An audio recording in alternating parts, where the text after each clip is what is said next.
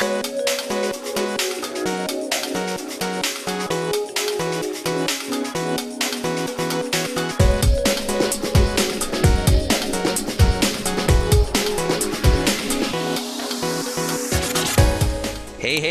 welcome to SBXIV, the podcast about Final Fantasy XIV.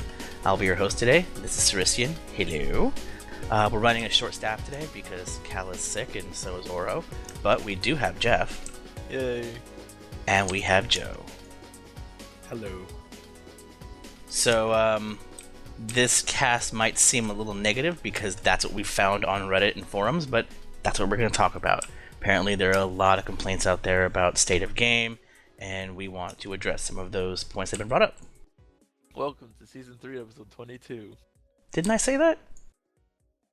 Totally thought I said that. Season 3, Episode 22, recorded on what is today, January the 17th, Sunday, at 3:24 p.m. in the afternoon. Very nice. As opposed to 3:24 p.m. in the morning.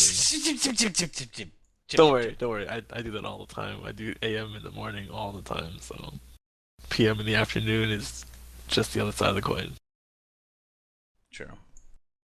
So, quick status update because I think it's awesome. Joe did finish his relic finally. Yeah. Awesome. I'm only 25% through because I'm a lazy fuck. I do a lot more damage now. That's right. Ain't nothing but a G thing. Baby. I do a whole lot of nothing. Wow. That was terrible. Oh, that's so good. Dark Knight relic name. Anyway, I don't know what I did this week. Oh, I've been leveling and doing relic grind with people.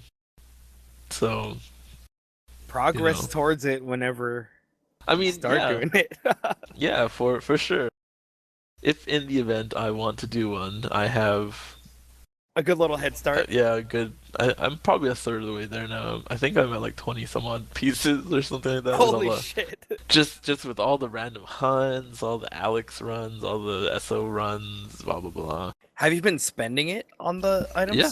Well, there's something else to spend it on, right? That's true. It's true. Yeah. But I leveled stuff. Got White Mage. White Mage is 60, and geared that up pretty quick. Thanks, Alex runs. Oh man. You're probably swimming in bolts by now. It was like a pain in the ass to get gear when they opened up Alex to like people so that people could roll on it. At will. And now the relic thing happened, and now everyone just wants to GTFO and do another one, so like no one rolls on shit anymore. Yeah, if you're the last one in there, you have a good chance of getting all four. Yeah, the most recent ones I've done, they're like 2-3 people at most stay behind, so you're not fighting with 8 people anymore, which is awesome. Hashtag scrub life. Hell yeah. But you know what? Out of all of that, though, I only have 2 shafts out of all of my farming completing my relic. I only have 2 shafts. You got shafted. Oh wow. That was I gotta applaud that one. That was very good. I'm so proud of you. Alright. Okay, well why don't we go ahead and just jump into that topic because this one's a doozy. Alright. So there was a Reddit thread that caused a whole bunch of hubbub earlier this week, and it was entitled "The Intolerable Acts of King Yoshida" or "The Eorzean Revolution" or something thereabouts. And this thing might as well have been the basis of a college thesis. 6,000 plus words? 6,000 plus words. There were like 12,000 characters, including commas and spaces and all that. It is just vicious, and we broke it down as much as possible because there's a lot of fluff here. And the thing that I will preface this with is that the points that are underlying are solid. But if you go to read it, it is filled with so much damn hyperbole that it's almost a little difficult to read. And a few of my friends that did read it actually stopped reading it midway through because they just thought the guy was being a whiny crybaby bitch. But when you break it down, there are certain aspects of it you can't really refute. In my mind, at least. So, why don't we go ahead and stop with the first one. So his first point was that Final Fantasy XIV's combat system does not, quote, leave a way for comeback. Everything kind of works against the players in terms of mechanics, and that battle content has become stale. What do you two, just from that basic thought process right there, what do you two think?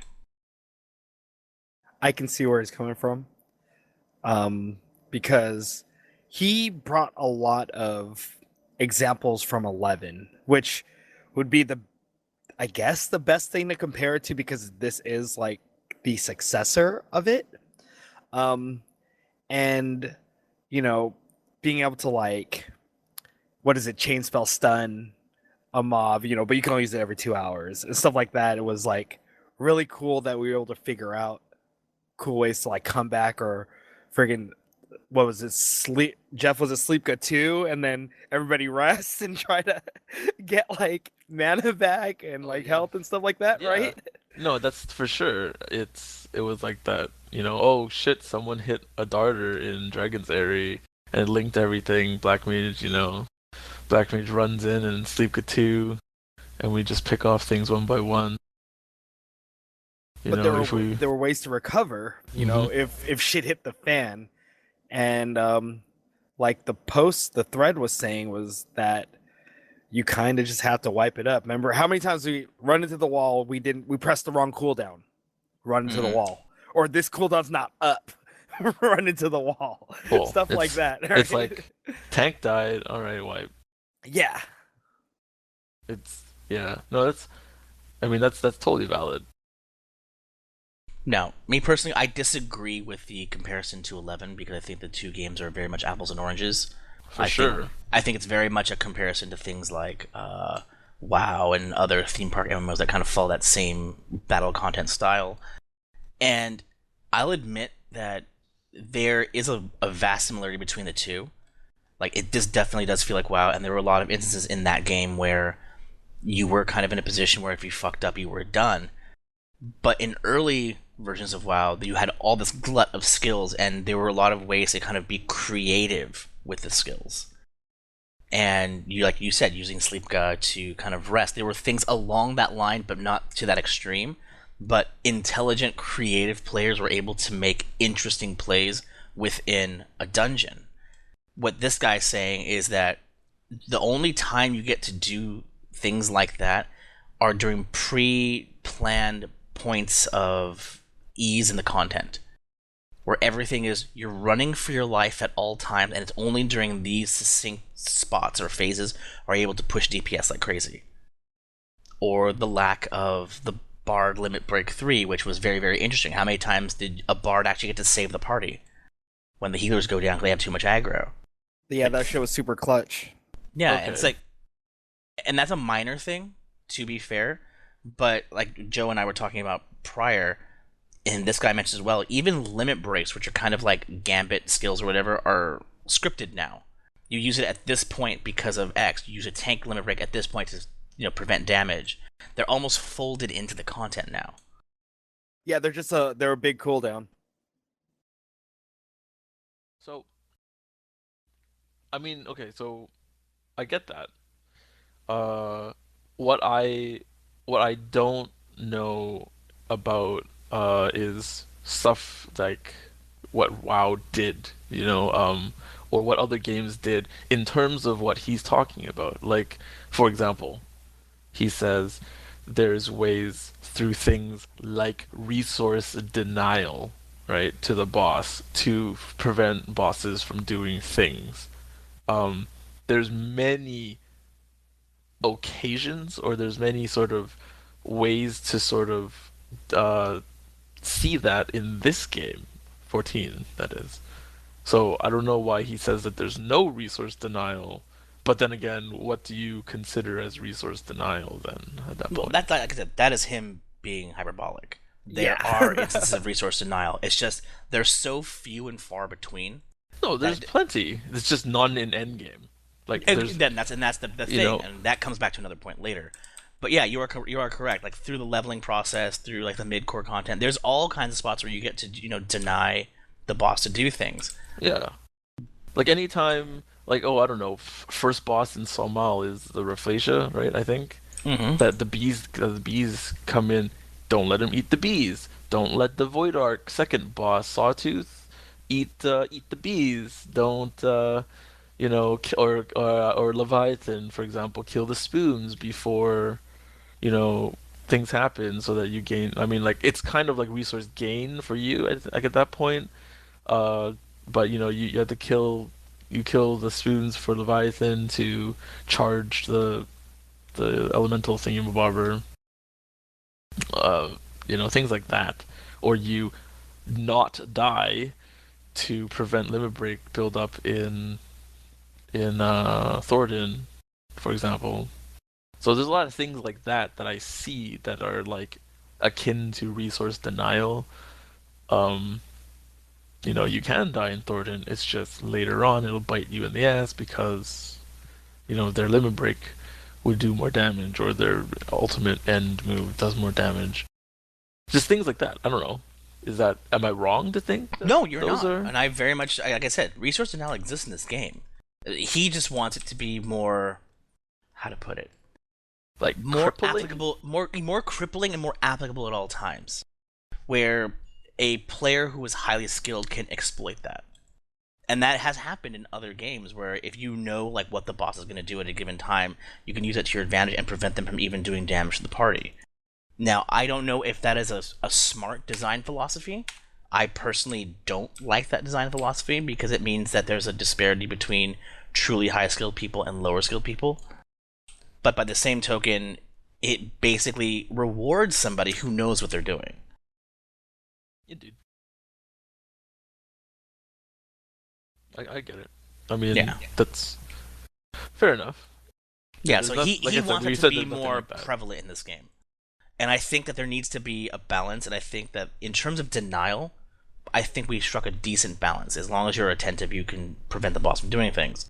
It's more the actual combat content itself just being so weighted against the player if you don't dance. This is true.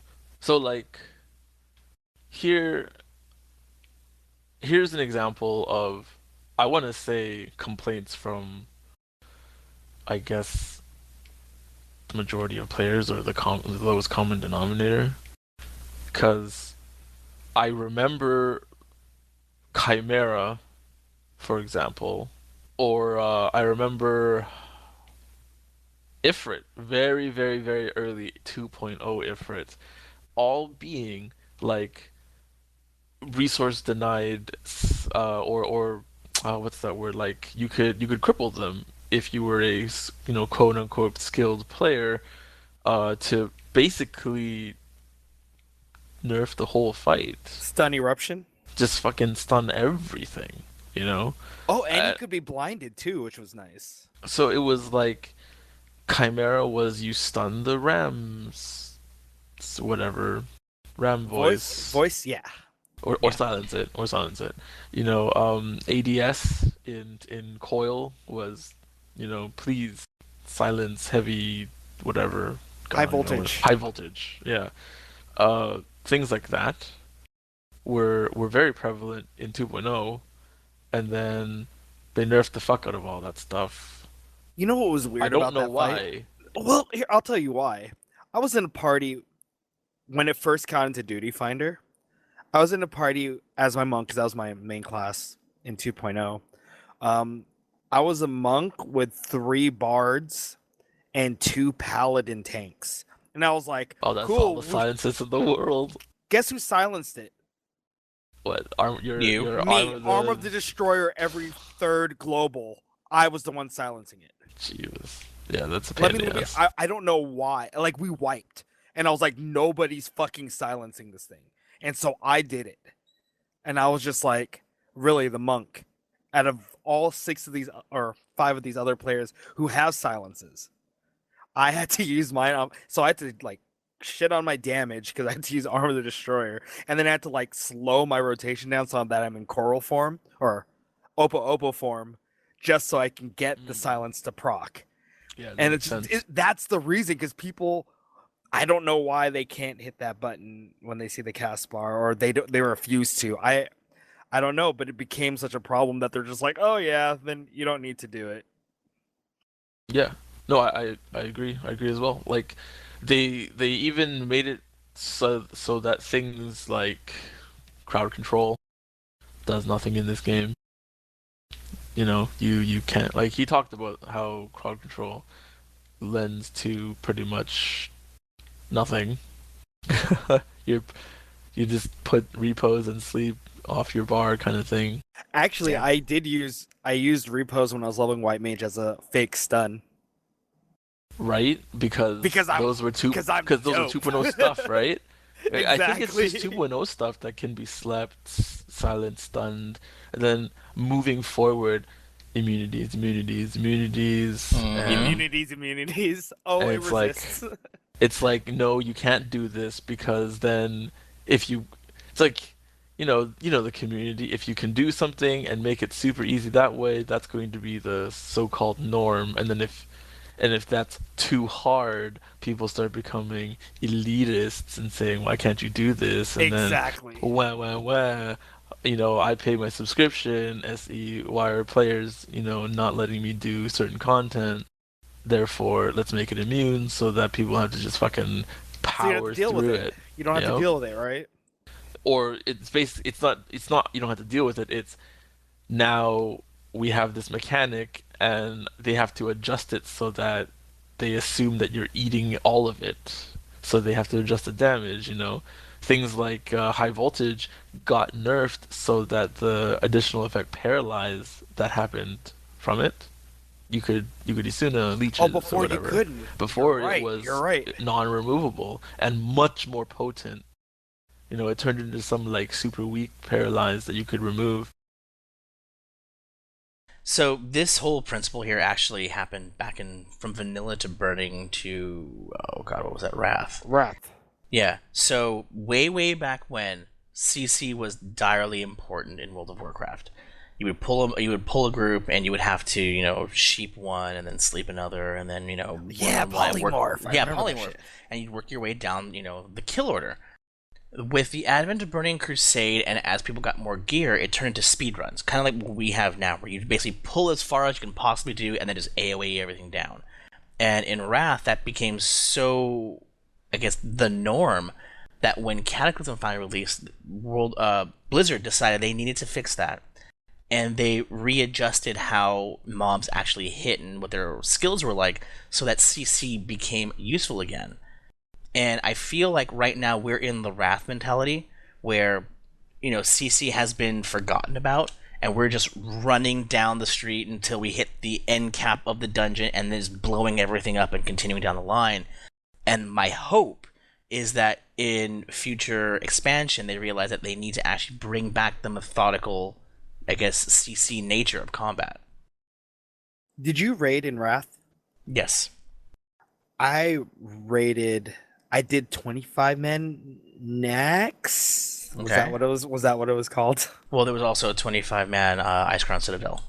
Okay. I think I stopped like right before Okay. Ice Crown. But I just remember the big undead skeleton person. Kill?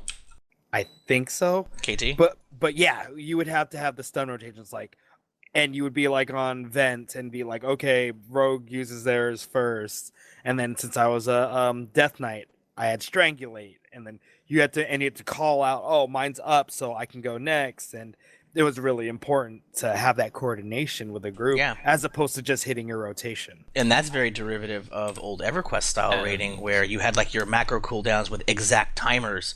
So you have like this healer going off first, and this healer, and then this healer, and then this stun. That kind of combat can feel tedious and dated, but it's the combat, maybe because I'm an old man, that I actually enjoy. And the combat that exists now is very just frenetic and just throw your face at it and just slam your buttons until you're done. Yeah, hit the right buttons in the right order while dodging stuff. People don't even hit the right buttons in the right order. That's true. Or We dodge talked stuff. about that. We talked about that, Jeff. Well, we did that too in 11, the stun order. Black mages would sit there, and it's basically Dark Knight, Red Mage. yeah, Dark Knights or Red Mages that sub Dark Knight, and Was it and Black Hakutaku? Mages. Hakutaku. Yeah, it's basically it's I mean there were a lot of monsters that you could well, I think nothing was immune to stun. So stun was always a thing.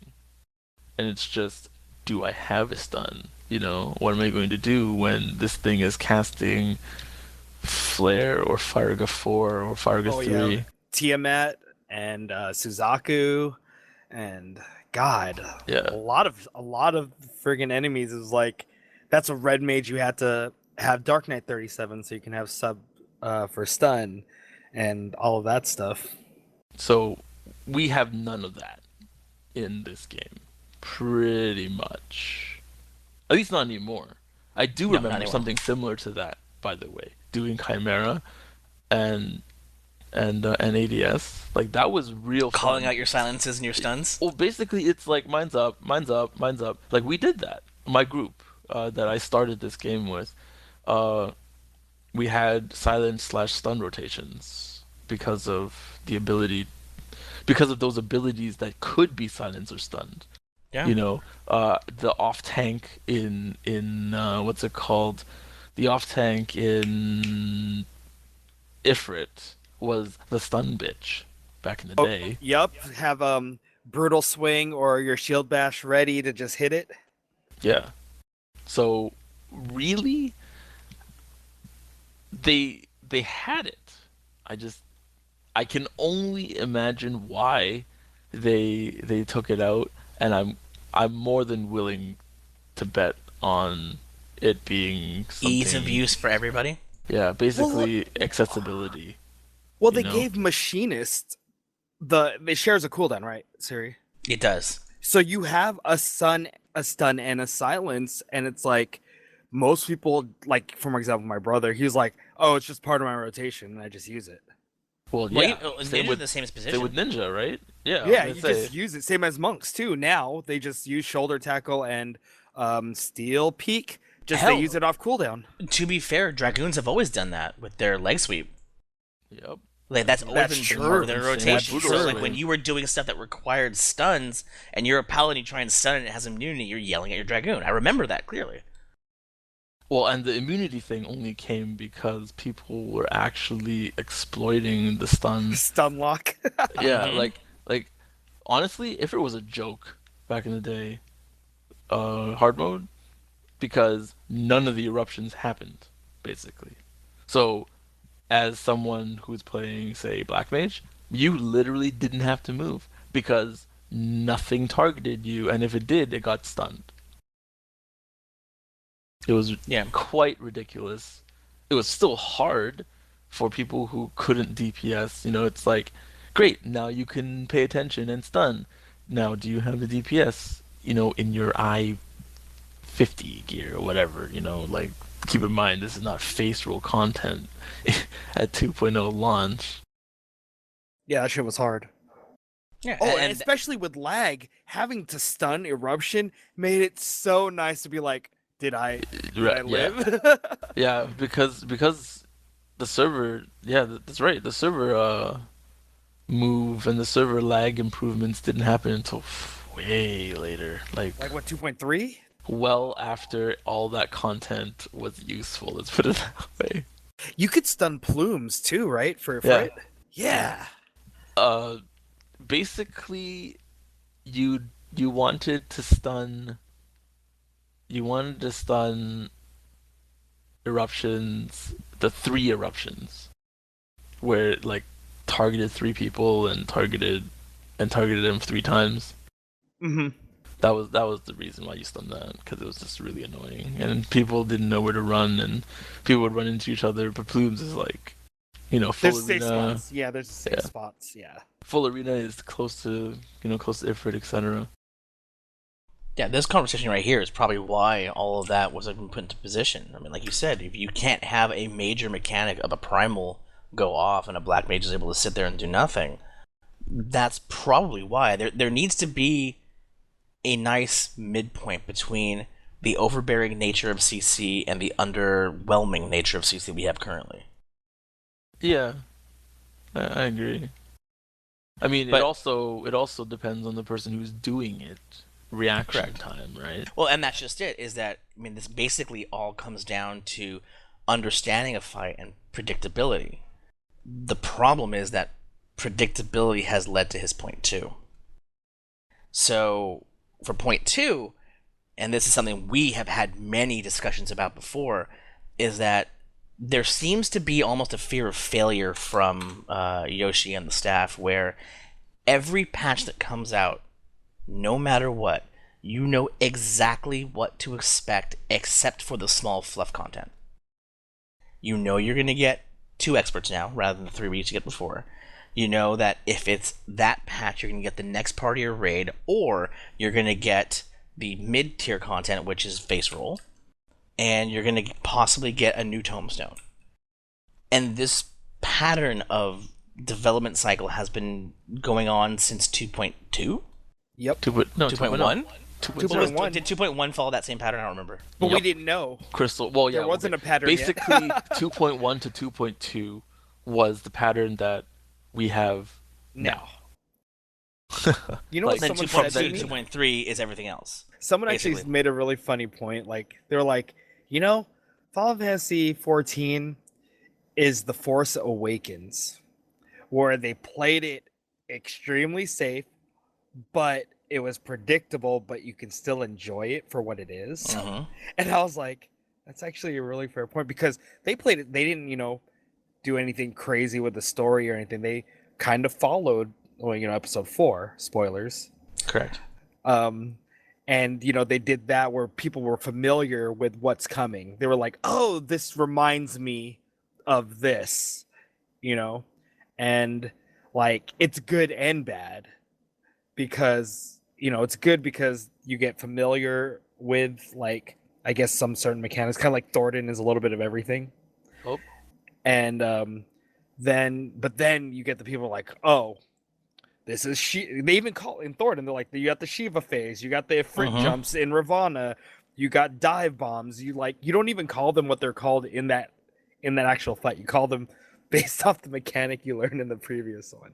Yeah, and that's why we've seen so many people, kind of be done with this game temporarily for recently, because it's basically more of the same.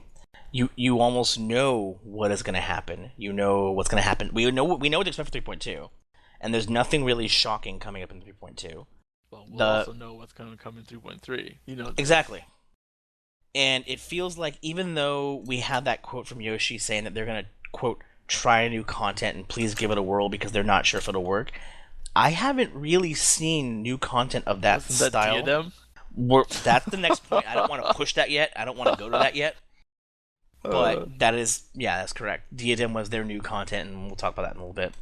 But no, it just feels like everything is lined up, and there's something comforting about that, and something terrible about that. And the terrible side for me is that I don't feel super excited anymore when a patch drops, because I know exactly what to expect.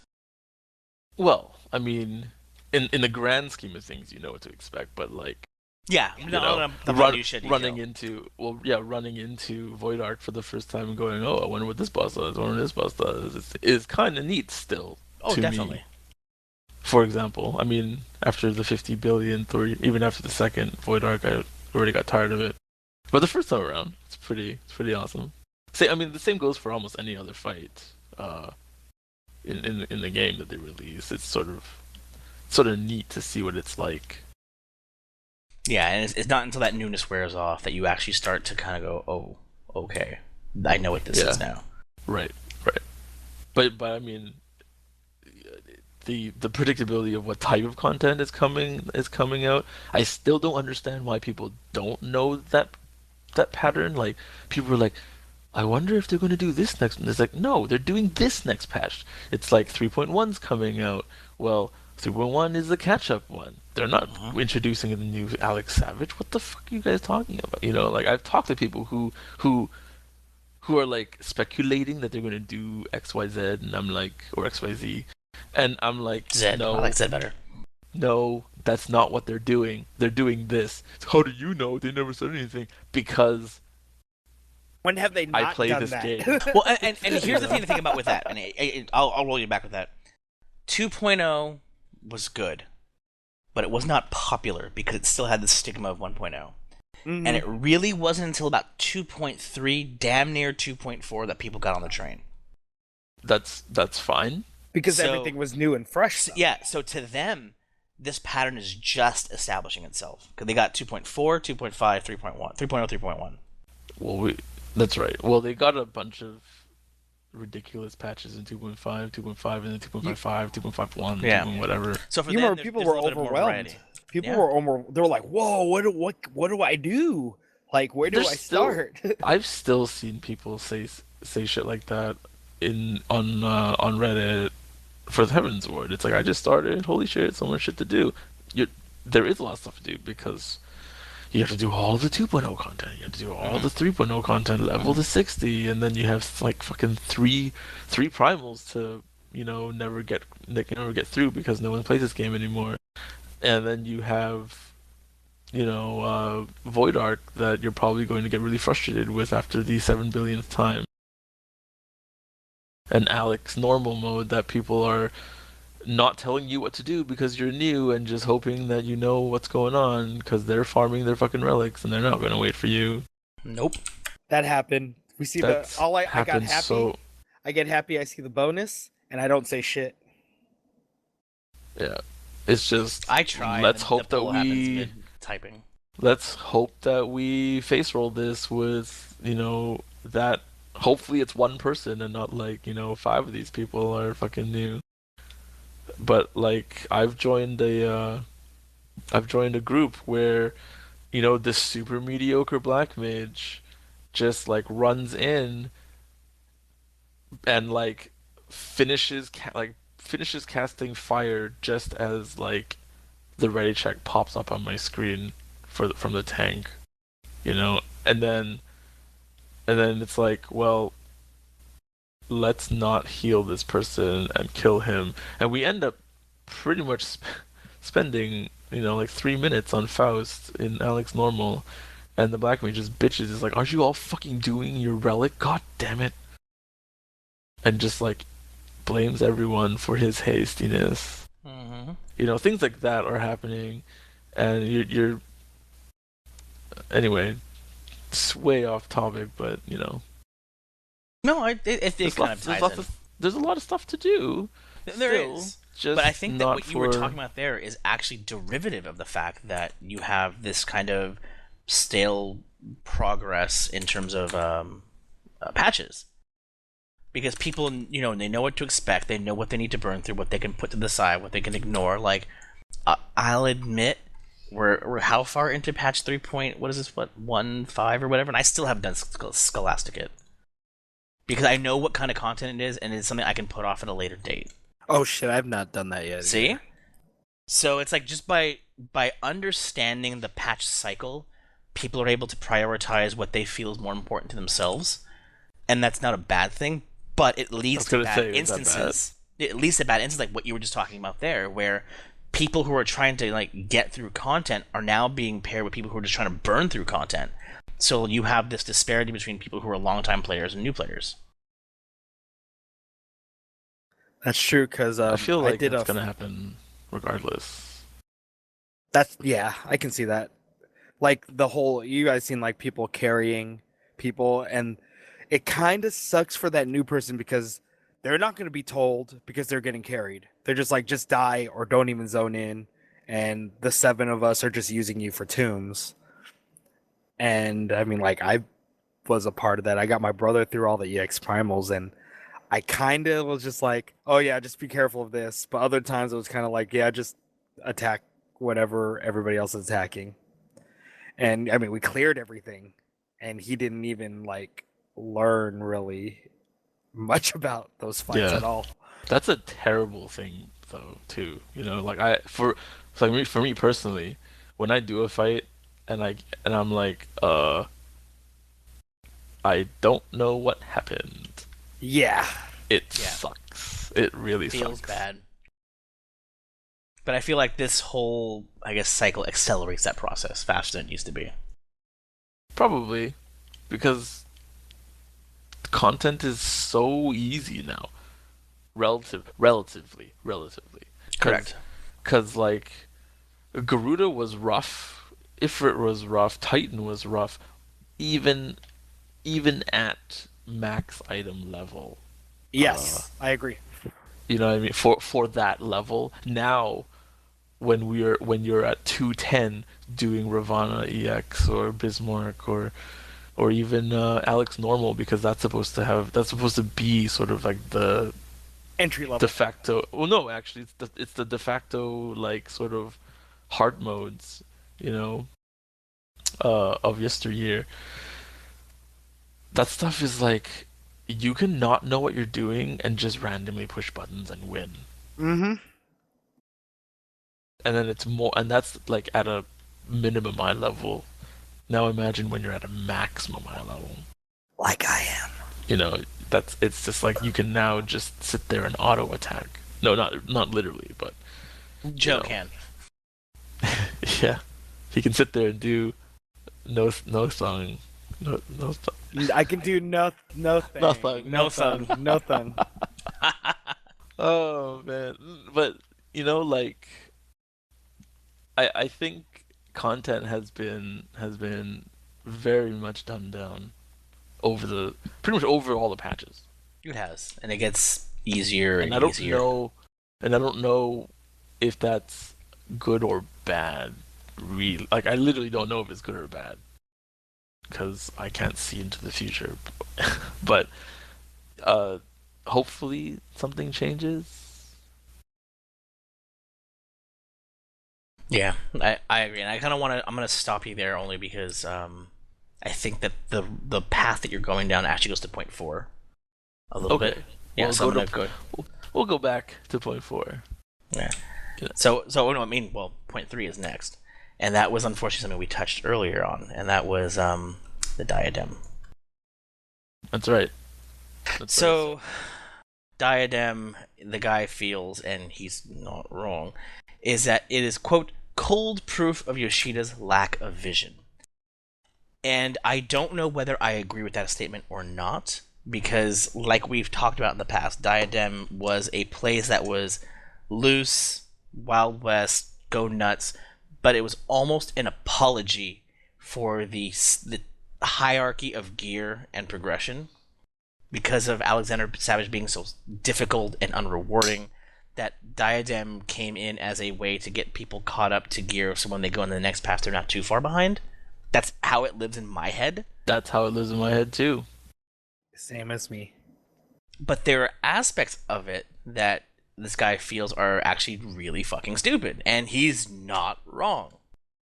Well, okay. No, go ahead. So, first off, the alliance function is disabled. That's hella dumb. You cannot go as an alliance. What the Hella fuck? dumb. So, since it is disabled, any parties, quote, entering together don't see their statuses and they can't share objectives. Hella dumb. Well, dumb. let's go into Void Arc for a sec. You don't really see much of anything for your alliance in Void Arc, so I don't understand why it's any different in Diadem. I'll give you the reason why. And here, because you're able to create multiple airships. You're able to launch 3 airships simultaneously at the same damn time, full of your FC, but it doesn't matter because you break into 3 separate parties, rather than being the one linked part that it should be. I agree, but here's the question. Diadem's instanced, right? Correct. So would there ever be an instance, no pun intended, where you go in, all 3 of you guys, as in all 3 of you, your parties, right? And like, I don't know, say 2 of you end up in the same instance and one ends up in another instance. Like, would that happen? And has that happened? That has happened, yes. Okay. And you are separate. Stupid. Like, that's stupid as hell. And we've had multiple parties queue up for, say, like Void Arc, and you end up in 2 separate parties in Void Arc, but you're not like linked technically, or you end up in 2 separate Void Arcs. Like, the way that this game puts together parties is that once you break that 8 limit, that 8-person party is its own entity. Right. And it supersedes alliances. Which is really, really dumb because the whole premise of Diadem, and to Yoshi's own words, were it was supposed to be guild level content. You run in there with your guild. No, you're running there with 8 fucking people again. Mm-hmm. And since it's like it's party based, like even if you got, math 24 people to go in, like it doesn't matter what the other 16 people are doing because all it matters is what your 8 is doing to get your drops. Same as Void Arc. And when I say Void Arc, I really mean all of Towers, the 24-man raids. The tower stuff, yes, yeah. Yes. It would be nice to have the ability to have the 24-man raid be staffed only by your guild. But that doesn't seem to be the route that they're taking. And I think that's stupid, personally. It hasn't been... Oh, sorry. It's not something that people haven't been asking for, let's put it that way. Oh, no, they've been begging for this at the beginning.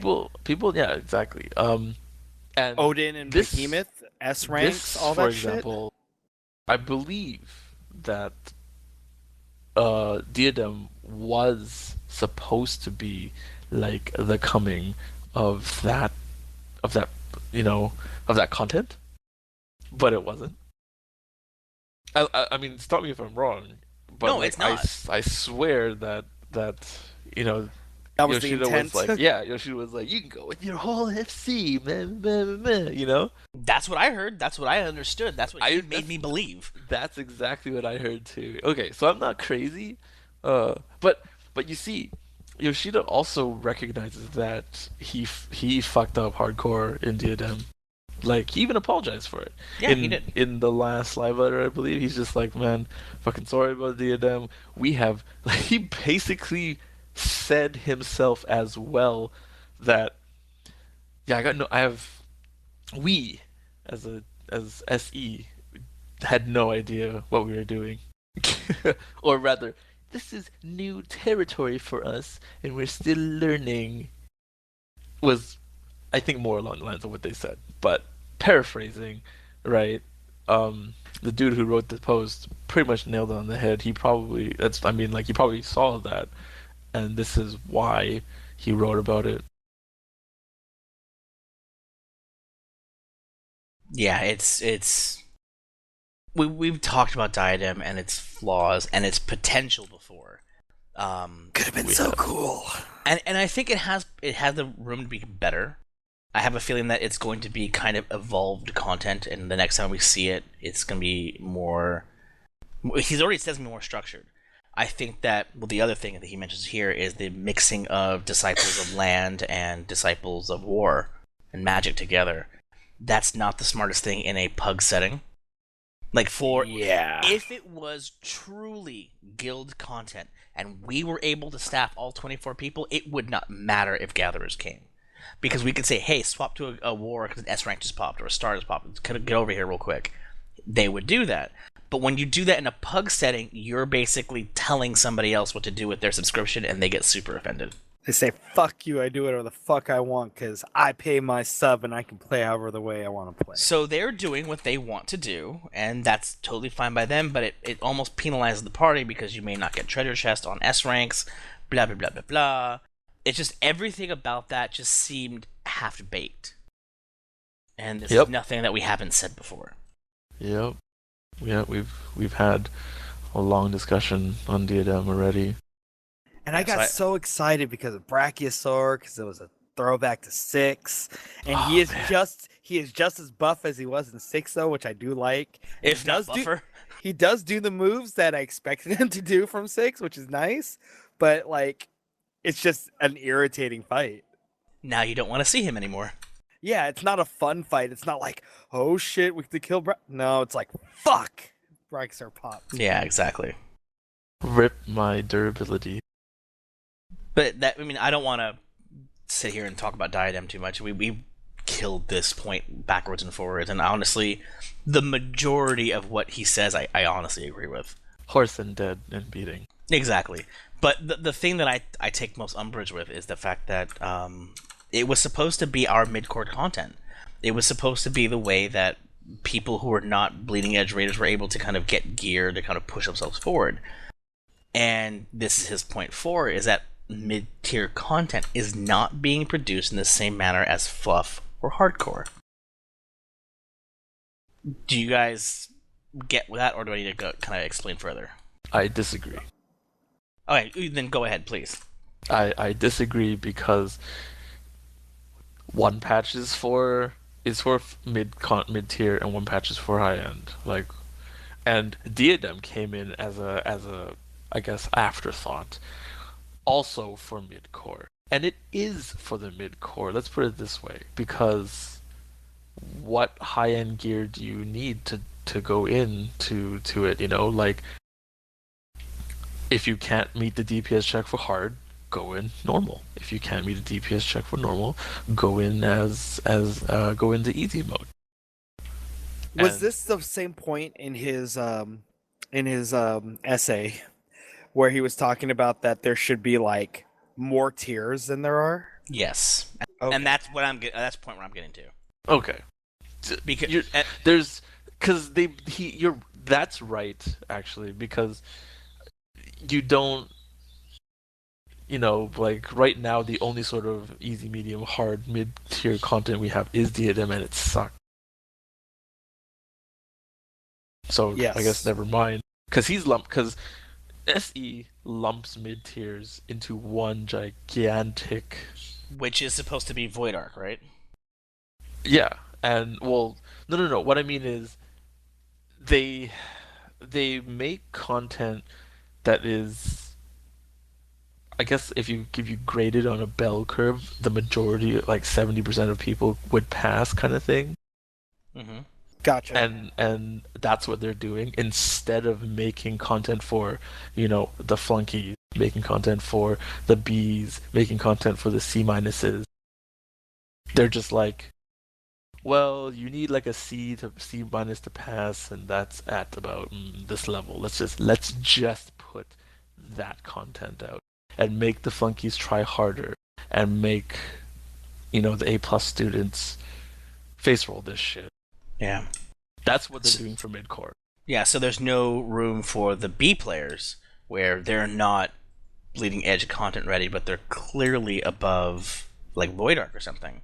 Right. Because Yoshi has on several occasions said they will not make 24-man content any more difficult than it is currently. That's right. No, I agree. It's it's for the people. Like, I know those people. You have people who constantly at the top or near the top of a 24-man raid, right? Regardless of if the other people are trying or not, whatever. But you're at the top, or at the top of your experts or your whatever dungeons that you're doing. But you can't do Savage, for example, for whatever reason. Like, maybe I'm just not good enough to push my buttons in a certain order. Yeah, and maybe you don't have the party to do it. Or maybe you don't have the party to do it, yeah. And there's nothing for those people. Because there's nothing between Void Arc / Diadem and Alex Savage. And his example of Hughes Thornton, right, where it was like the super easy entry level, you don't get a drop, but you get to taste the mechanics, but they are not as punishing. And then the next tier, it's like, okay, now the debuffs actually have a higher chance of doing it. You get like a 25% chance of a drop. And then, like, there's another tier that does, like, okay, you get one chest and maybe a token. And then the hardest one, you get 2 chests and a token, and then everything is fucking brutal. But you get the most rewards out of it. Yeah, and apparently that system is derived from 11, where every tier of content release had like 5 tiers of difficulty. Really? According to him, and that's why I'm asking you guys. I didn't play 11, but according to him, it says Final Fantasy XI is now 12 years old. This game that nearly no one plays has 5 tiers of difficulty per content. That's right, 5. It isn't even different content releases such as Alexander Normal and Savage. No, this is a single release, tiered difficulty that spans from minimal difficulty, where it shows what Joe was just talking about, of low drop rates, some things don't drop at all, enemy difficulty is toned down, to maximum difficulty, where it has unique drops and whatnot. And that is achieved in what he calls a 12-year-old game with, quote, well-documented spaghetti code. My mind is blown. I need that to ask didn't you guys apply for the 75 level, 75 cap. I don't think it really applied for that. So explain that to me in terms of 11 content progression. Were there tiers of difficulty within a single instance of content? Okay, I can answer this, but I'll let Joe start first. Well, let's go with because I did H&Ms, which are the hyper notorious monsters, and that was just open world content where, the whole thing was open world, but it was H&M hunting where you would camp a really tough boss and you need 18 people to kill it, and of course you got the competition of the hundreds of other people trying to claim it at the same time. There wasn't tiers of that, unless he's talking about I guess if Nidhogg and Fafnir could be considered different tiers, but you would still need the same requirements of groups to complete that fight. And then Dynamis didn't really. Would you say Dynamis had tiers? No, it was none. it was all. They were all level 90 enemies, right? It was basically, do you want to do Dynamis here? Do you want to do it there? Do you want to do it in a house? Do you want to do it with a mouse? Seriously, that's it was location. Pick a location and do and that. Type of mobs, yeah. Yep. So I don't know what he's talking about that, unless he's talking about friggin' Nizal. Did that have difficulties? Nope. No, it didn't, because it was just floors, right? Yep. So I know what he's talking about. He's talking about the very, very, very new stuff. Abyssy? Oh. No. Way later than Abyssy. Then it's something I never even installed in my computer. This stuff is literally the post Final Fantasy XIV content. As in Final Fantasy XI's lifetime post Final Fantasy XIV 2.0. Oh dear. So he's right. I don't know about the 5 level difficulty, but there is definitely there's definitely a lot of instances, actual instances, where you could join the easy one or the medium or the medium hard or the very hard one, and it's like he says, one is storyline, one is a little bit low, super low drop rate, and then one is a bit higher. And basically, the harder you get, the higher the reward. The lower you go, the lower the reward, or the lesser the reward, or lesser frequency. Fucking awesome. So I think it's really interesting that it's actually put during 14's lifetime, yet something like that does not exist in 14. It was basically because it was really easy. Okay, here's how I see it. It's really easy to design a fight once and then just chop shit off. Well, that's kind of what they did with the EXs or that's the what they do extremes every and time. hard. They make and stuff extreme like that. first, Yeah. and then they scale down. So for 11, right? It's different for 11 because 11's a historically horizontal progression model, which you can't really apply in a game like 14, unfortunately. And that's why you have the easy, medium, hard, and everything in between for 11, because I'm shitty, or rather, that's not maybe what you say, but you're saying I can't do hard. I'm just going to farm the easy mode, or the lowest difficulty that will yield something over and over and over again. Because I'm assuming the same things drop, just at a very, very low, I think that's what he was saying. That's what he gets to, yeah. Much lower frequency, right? So I'm just gonna farm this over and over again. So you could potentially be doing this fight for 3-4 weeks, and then you can get your Thornton weapon. Yeah. Or not even have it at that point, and. But then if you're farming it for 3-4 weeks, you know that by heart. Then you can kind of, all right, I think I'm good enough, or I think I know this fight enough to go to the next tier to have a better chance of a drop. Or at the very least, you know that what you get is worthwhile. Mm-hmm. See, that's the biggest thing. It's here is like, well, 4 months after Thornton's released, I don't want to do Thornton anymore because I'm going to spend this much time doing Thornton or learning Thornton or both, and whatever I get is just going to be outclassed by the tome weapon that's going to come out in the next couple of weeks. Mm-hmm. And you're just like, F this noise. I'm kind of in the same spot. I never actually did Ravana. I never got around to it. And now I'm at a point where there's not even learning parties or greed parties, anything. I can't go back to go do it. And even if I wanted to go do it, honestly, the gear I get from it is shit. Like you get from dungeons. Yeah, I think the gear from dungeons are almost better. So you're like... They did that with Bismarck when it first came out. Yeah, it's like you got a better just weapon. farm law. Yeah, you got a better weapon than the friggin' Bismarck weapon. And it wasn't an easy fight. Oh, I mean, no, it wasn't an easy fight. It wasn't a face roll fight. You had to pay attention, you know? So there was a little bit of RNG, which was kind of nice. That's the thing. Like, the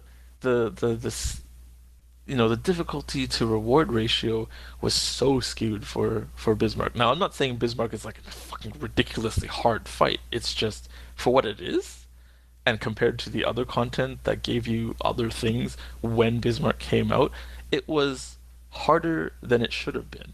You know, it should have been like... Honestly, I feel like how people face roll Garuda now, today, was how Garuda hard mode, that is, in like trial roulette, is how hard I feel Bismarck should have been in like shitty ass white vendor gear at the level 115 60. shit. Yeah. Like I'm gonna buy, or sorry, it should have been that easy. At minimum eye level, essentially. Yeah, whatever the entry is. And it wasn't. It was really hard. And this is really hard with 180, 175 gear. Like, what the fuck? There shouldn't be a DPS check. I should be able to hit one button and like not even do combos and beat Bismarck. But I can't. Like, that was like, what the fuck? Well, I almost feel like that kind of goes back to the whole story mode, hard mode, extreme mode we talked about on like episode past or whatever, where the tiering that they put in, or last episode? I don't remember. I think it was last episode. Maybe the one before it. But basically, the tiering of primals has, because of the whole necessity for a quote hard mode to be at cap, it kind of ruins the face of the primals. Where now Bismarck and Ravana are afterthoughts, whereas Ifrit, Titan, Garuda are still a little fear when you say their name. There's still a little bit of trepidation in there. Yeah, you say Titan EX, they're like, ugh. Yeah. But if I say Bismarck EX, you're like, I don't want to go there. There's no reason to go there. But if I say Titan EX, you still kind of like, I don't want to do that. No, well, fuck that place. Right. Bismarck was dumb. That fight was, you know, unnecessarily hard and just tedious. And just the rewards were crap. It wasn't. At this point now, it wasn't worth putting in, and I almost feel bad about saying that. It was a gate for Ravana. It wasn't worth when it was fresh, brand new content. That's fair as well. But you had to do it for Ravana. But you had to do it at the time to do Ravana, which was worth it at the time.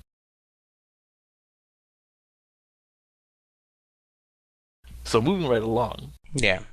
So the next point. This is now, oh god, we're at point 5. And this one I very, very much agree with, and I don't know how you guys feel. But the game revolves around Duty Finder. Everything you do is through Duty Finder, whatever. But half the content they put out is fluff. And the fluff does not play well with Duty Finder. Is it the combination of those two things that make you totally agree with it, or is it one or the other, or both separately? I think it's the combination of the two, because I do not believe the game revolves around Duty Finder. I think that it is skewed toward Duty Finder. I think that the mini games are a fun side venture, But things like having your chocobo out, which is why I haven't pulled out my chocobo in the past like year almost. Playing the games at the Gold Saucer where you play Triple Triad. I haven't touched Triple Triad in forever because if you're in queue for something like an expert, you're kind of fucked.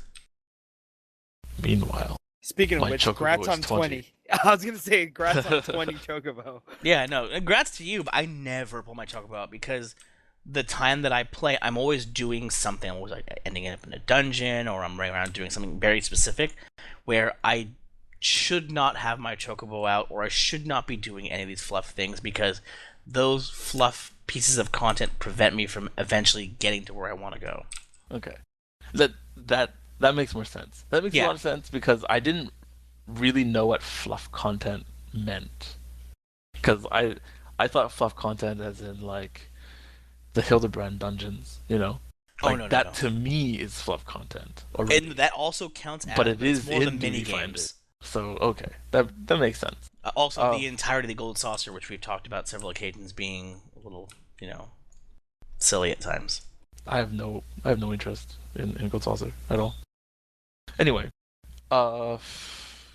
here's the problem. It's a double-edged sword. Duty Finder is not going anywhere. There is no way to not have Duty Finder because I'm actually going to. We had a long. With this thread, there was a long thread that sort of went forward with solutions or possible solutions or rather here's how other games did it and it worked that way, not this game is better than Final Fantasy XIV.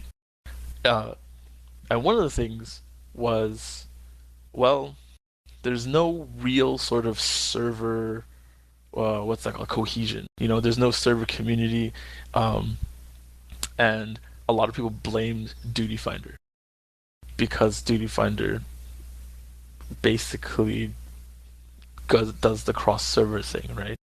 So I remember one guy saying Duty Finder is not going anywhere, and I agree with that because doing away with Duty Finder would be really dumb. It's probably the most modern thing. Not the most modern thing, sorry. It's probably one of those modern things that are in MMOs as a necessity, and it just wouldn't work well. Like I very much agree. This game wouldn't even be alive if Duty Finder wasn't around. Like I almost feel that strongly about how Duty Finder is a necessity. So the solution, I guess, would really be more how would you lend the fluff stuff to Duty Finder as well, like how you said, I can't bring my fucking bird out, which is true because you can't do something while queuing. That something being pretty much anything in this game that is enjoyable or worthwhile. Yeah. Like I can craft. At the one point, you couldn't even bring out your retainer. Well, hell, even when I craft, it's like, okay, well, I'm waiting on a queue. The queue's been 15 minutes. I'm gonna start crafting. Okay, I just started crafting and the fucking queue pops. What do? Reclaim and run, right? Reclaim. That's all you can do. But it's like if you're doing like your dailies for like the Vanu quests, you run break content and then go swap in the middle of the world. So when you enter the dungeon, all your skills are on cooldown and you're the healer, so you can't even put a protect. It's like shit like that is so dumb. Yeah, it is. I mean, if you want to go that far, a lot of this game is a huge. It's like contradictory, dailies, your daily stuff that you do, right? Your daily roulettes and all that jazz. They scream, play this game a lot, but don't play it at all at the same time, or not, because it's kind of like, well, I want to do my expert and I want to cap, but I have to play at this pace. You can't You can't smash out all of your experts for the week in one sitting because, oh, I don't know, maybe you have Monday off from work because you're a contributing member of society and you don't sit around and do nothing all day just to play this game, and you want to be productive in the game. So you're like, let me do my expert. And then you're like, fuck.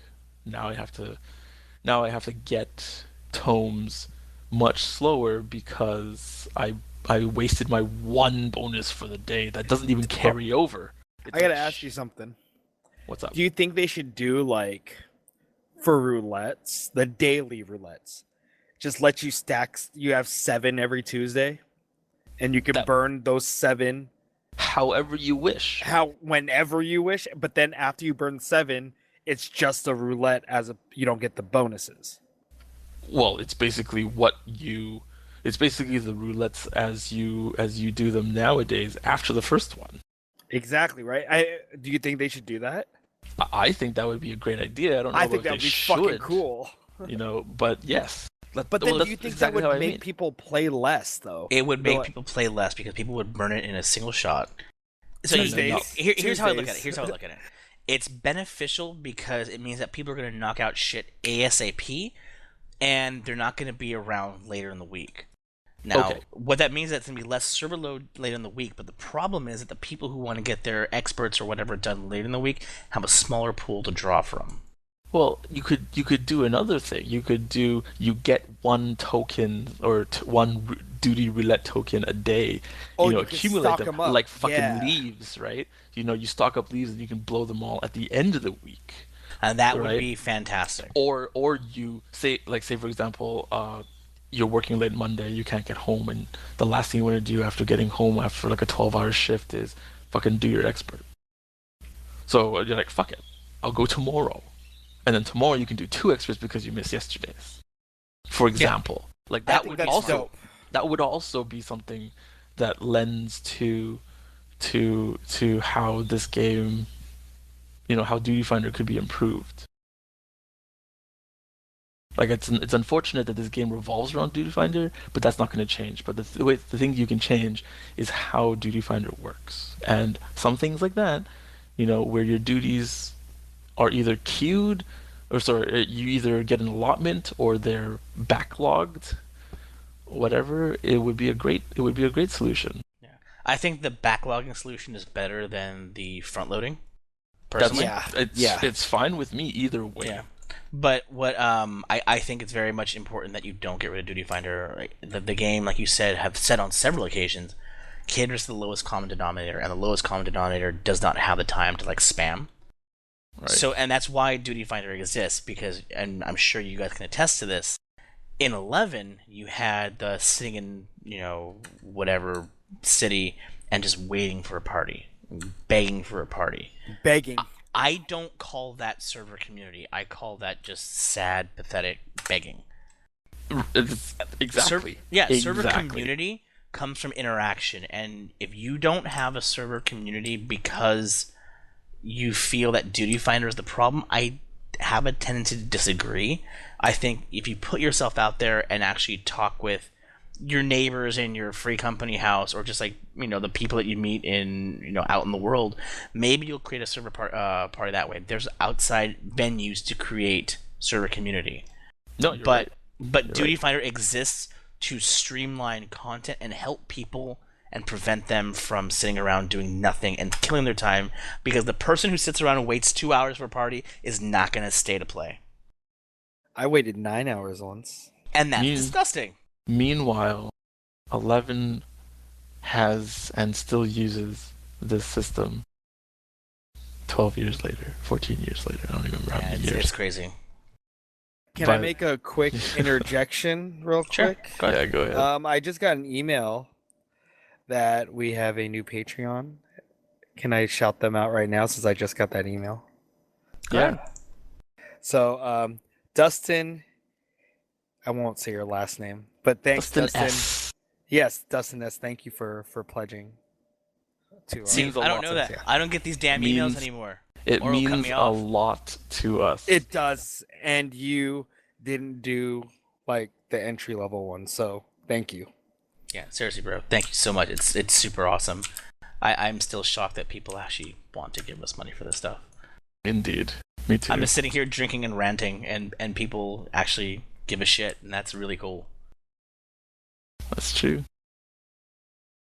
But right. I guess we'll move on Moving to the next right topic. along. And this one's really interesting, and I want to get your thoughts on this. Okay. Everything is busy work, and there's very few instances of aha.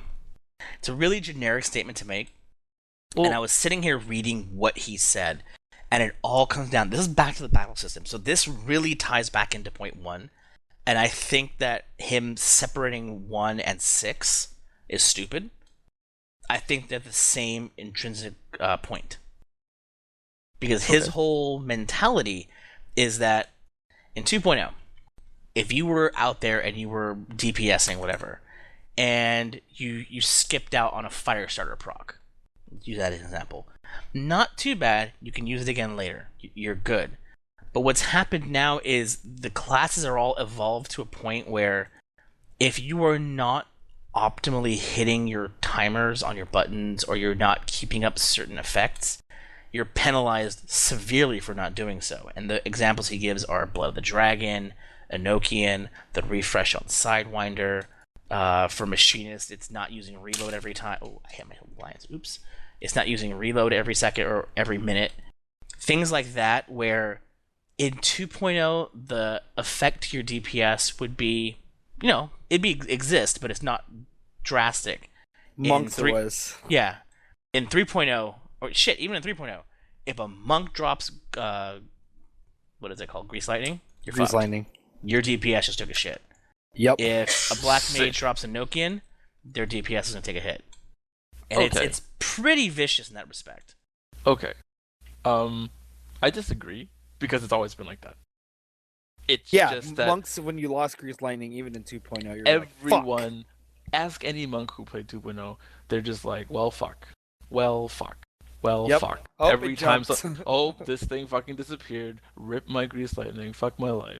There goes, peace out, DP. That's every monk from pretty much since I played with monks to today. And probably onward. But they just gave that to every other class now. And now they just, yeah.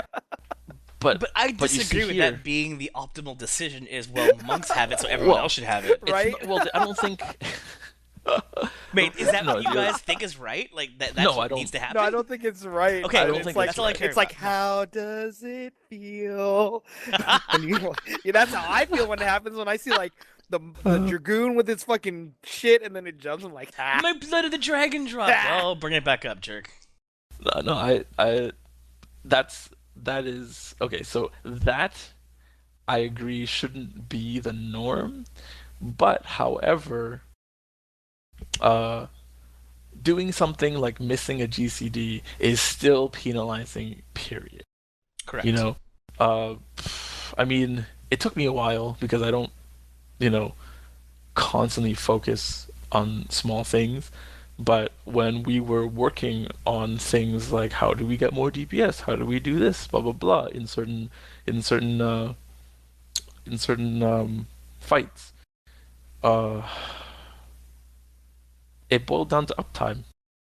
By the way, spoiler alert: uptime is basically the number one determining factor of how high your damage is. And uptime being how many of those GCDs are you pushing? Or are you waiting like 15 seconds between pushing one button to the other? Or are you going like, 1, 2, 3, and just like fucking smashing your keyboard?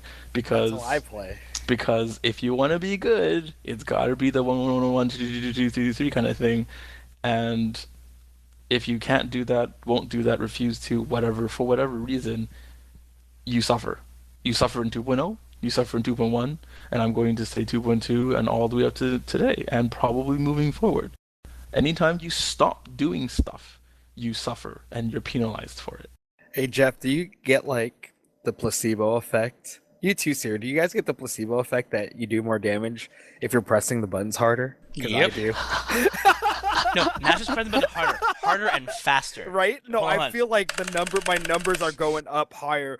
Like and my hand starts hurting because I'm And you're fucking just- hitting the buttons as you're hard right. and as fast as I can. No But it pain, seems no gain. But it Seriously. seems like my numbers go up faster when I'm doing that. But if I'm like waiting for the whatever the global when you see it, but I'm timing it, but I'm not like mashing it.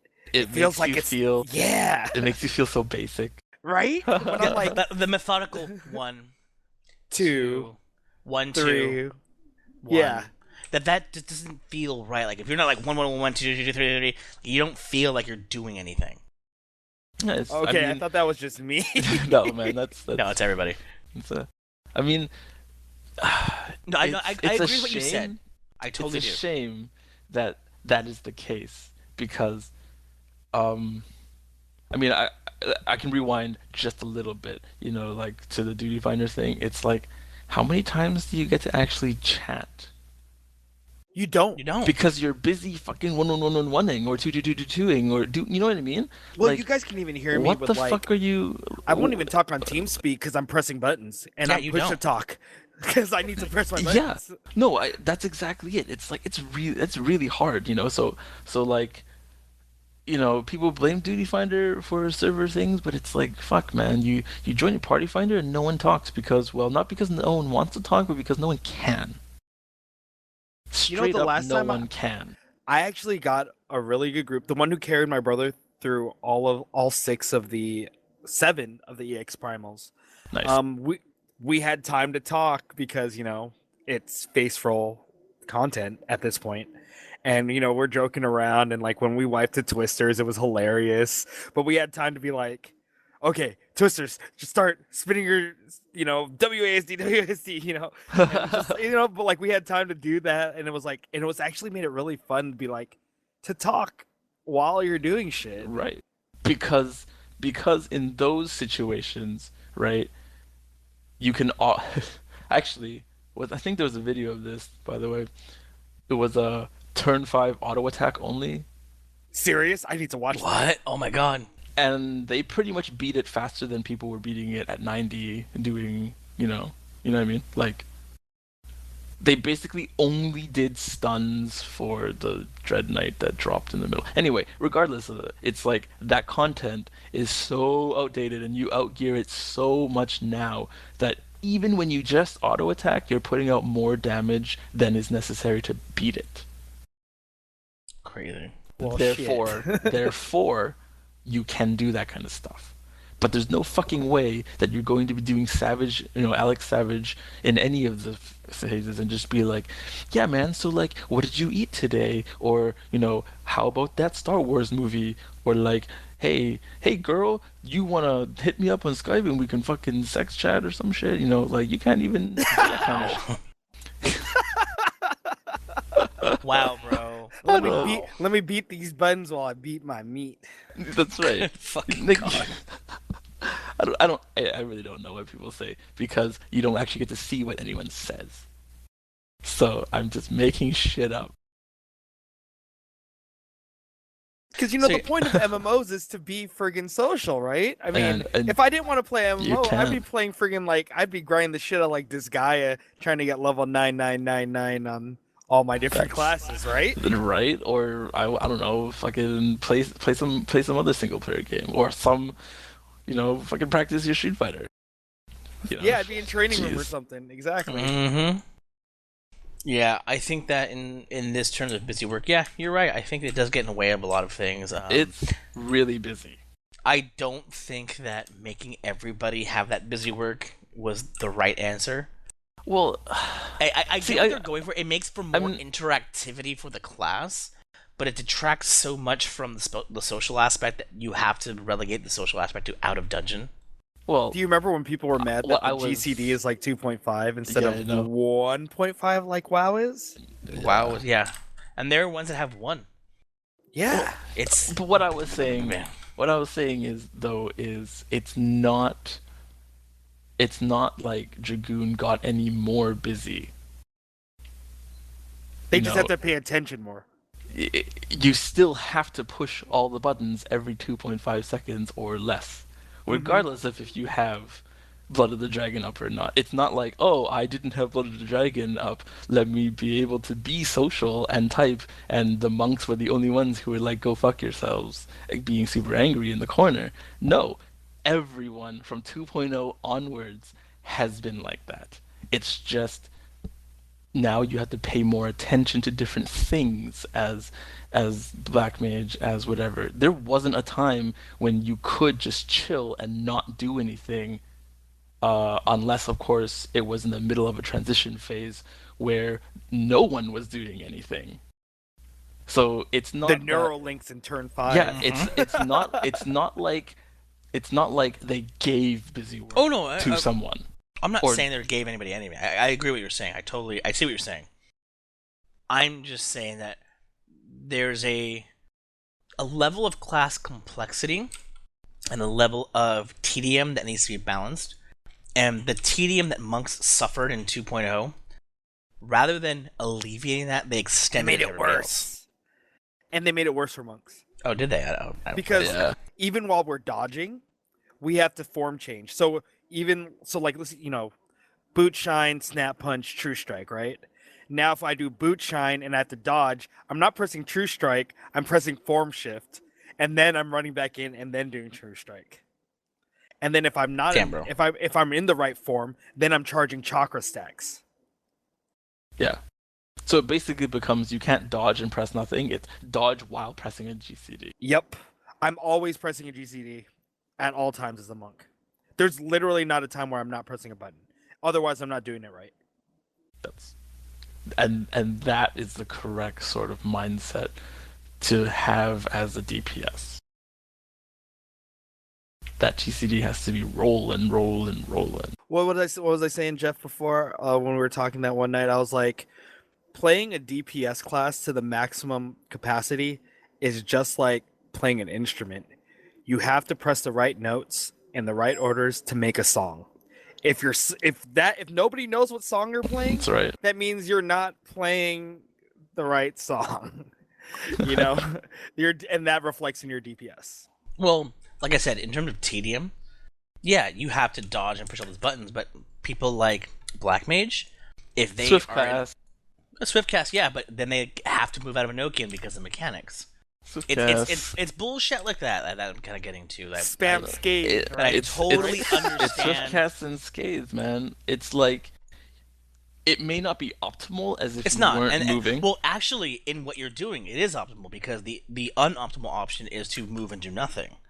Oh, it's kind of like bards using feint when they move, because it's while in Wanderers, because it doesn't cast, because it's not not one of their moves, so it'll be instant.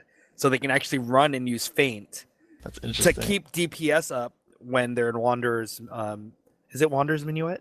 I think it's Wanderers Minuet. Whatever that move is called that makes them cast. So yeah, a lot of them have feint on. It's kind of crazy. Mm-hmm. Bow mages. Yeah. It's unfortunate. But I'm so off topic, but I'm surprised that Black Mage got this kind of treatment.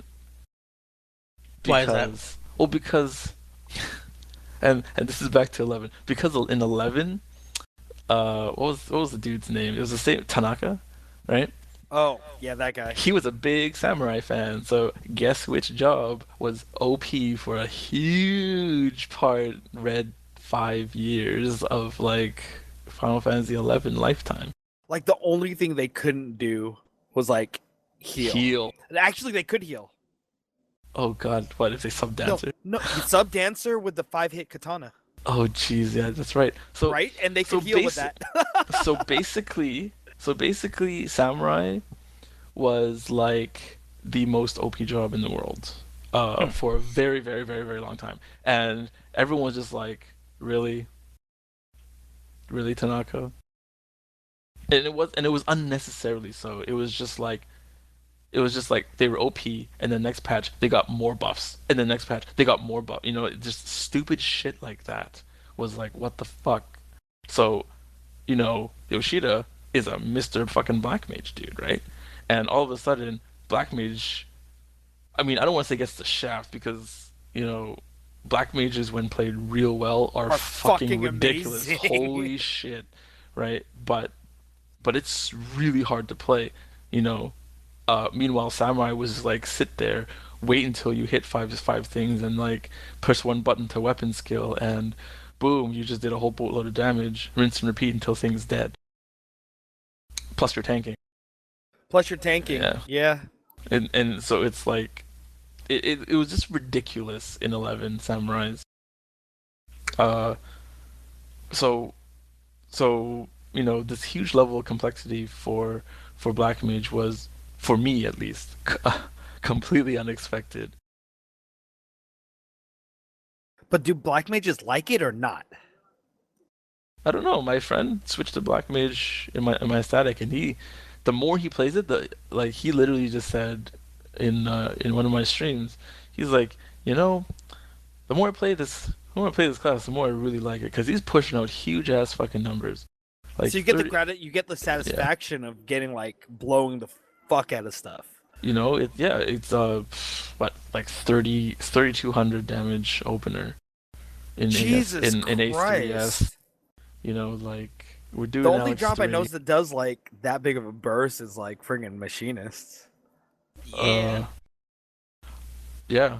So, I mean, that's not the norm, but that's basically if you get lucky with crits and with uh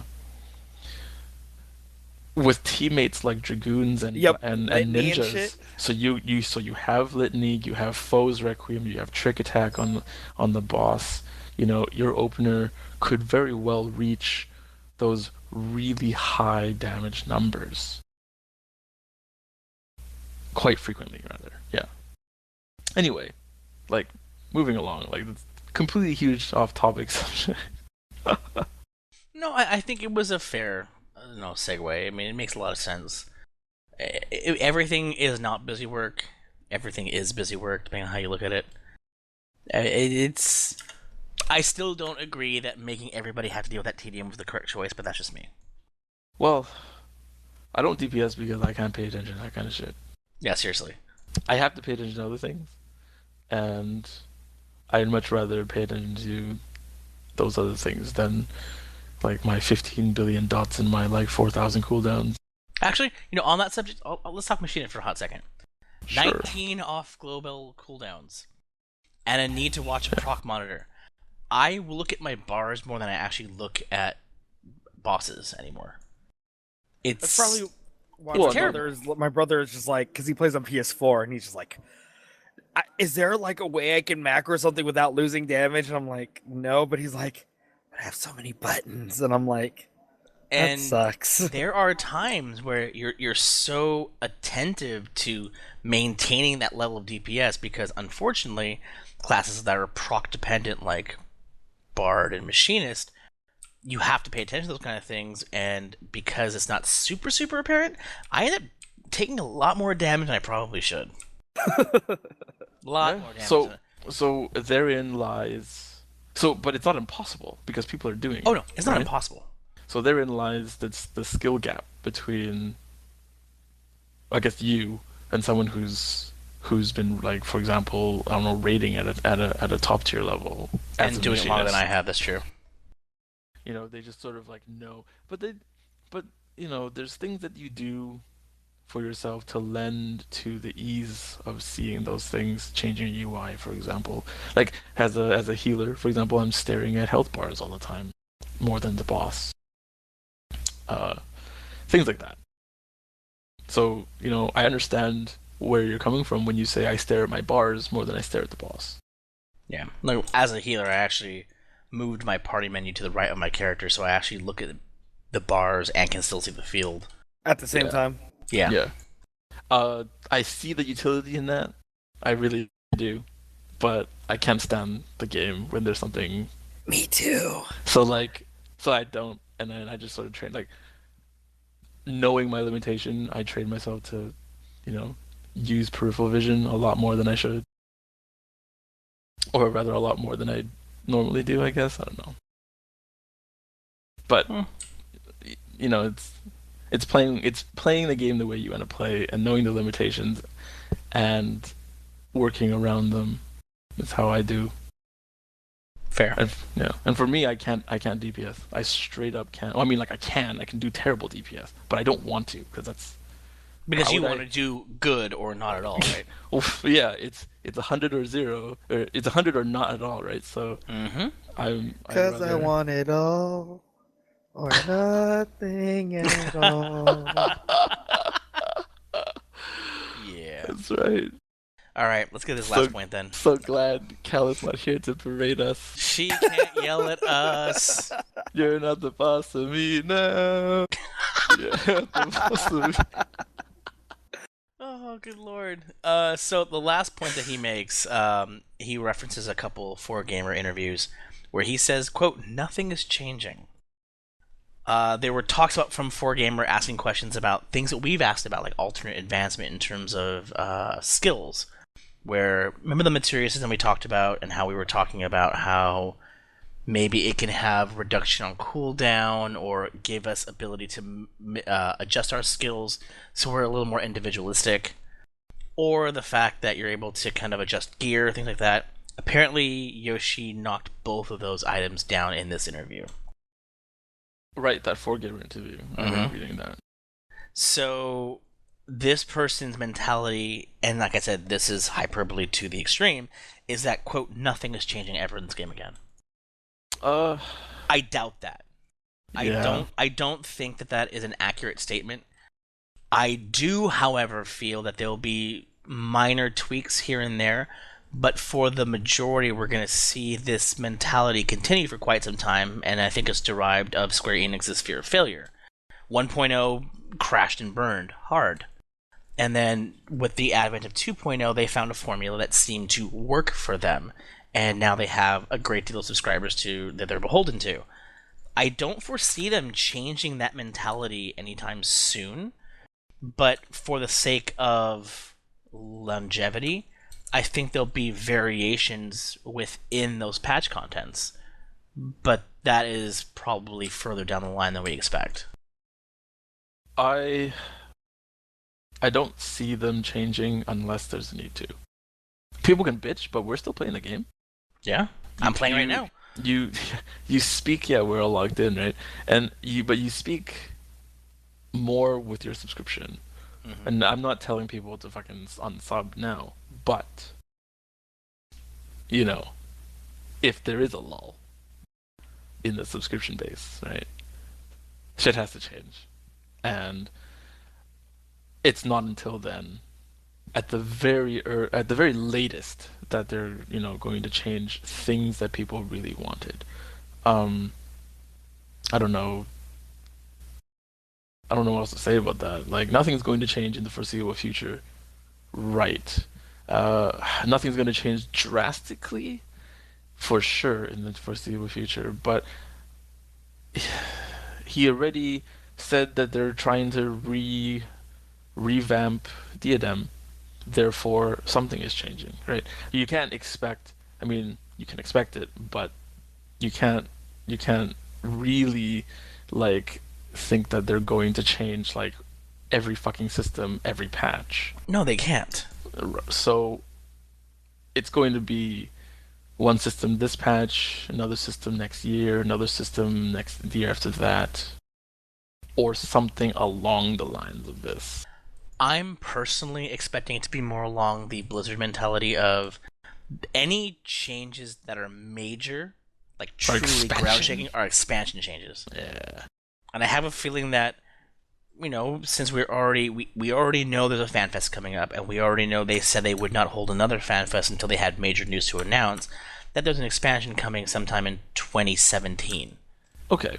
And if That's that is fair. the case, I think that they're taking into consideration everything they've learned to this point, where they can revamp things that have been a little more bothersome to players. In the short term, Yep. I foresee minor tweaks here and there. Nothing earth-shatteringly major for any classes. Maybe a warrior nerf?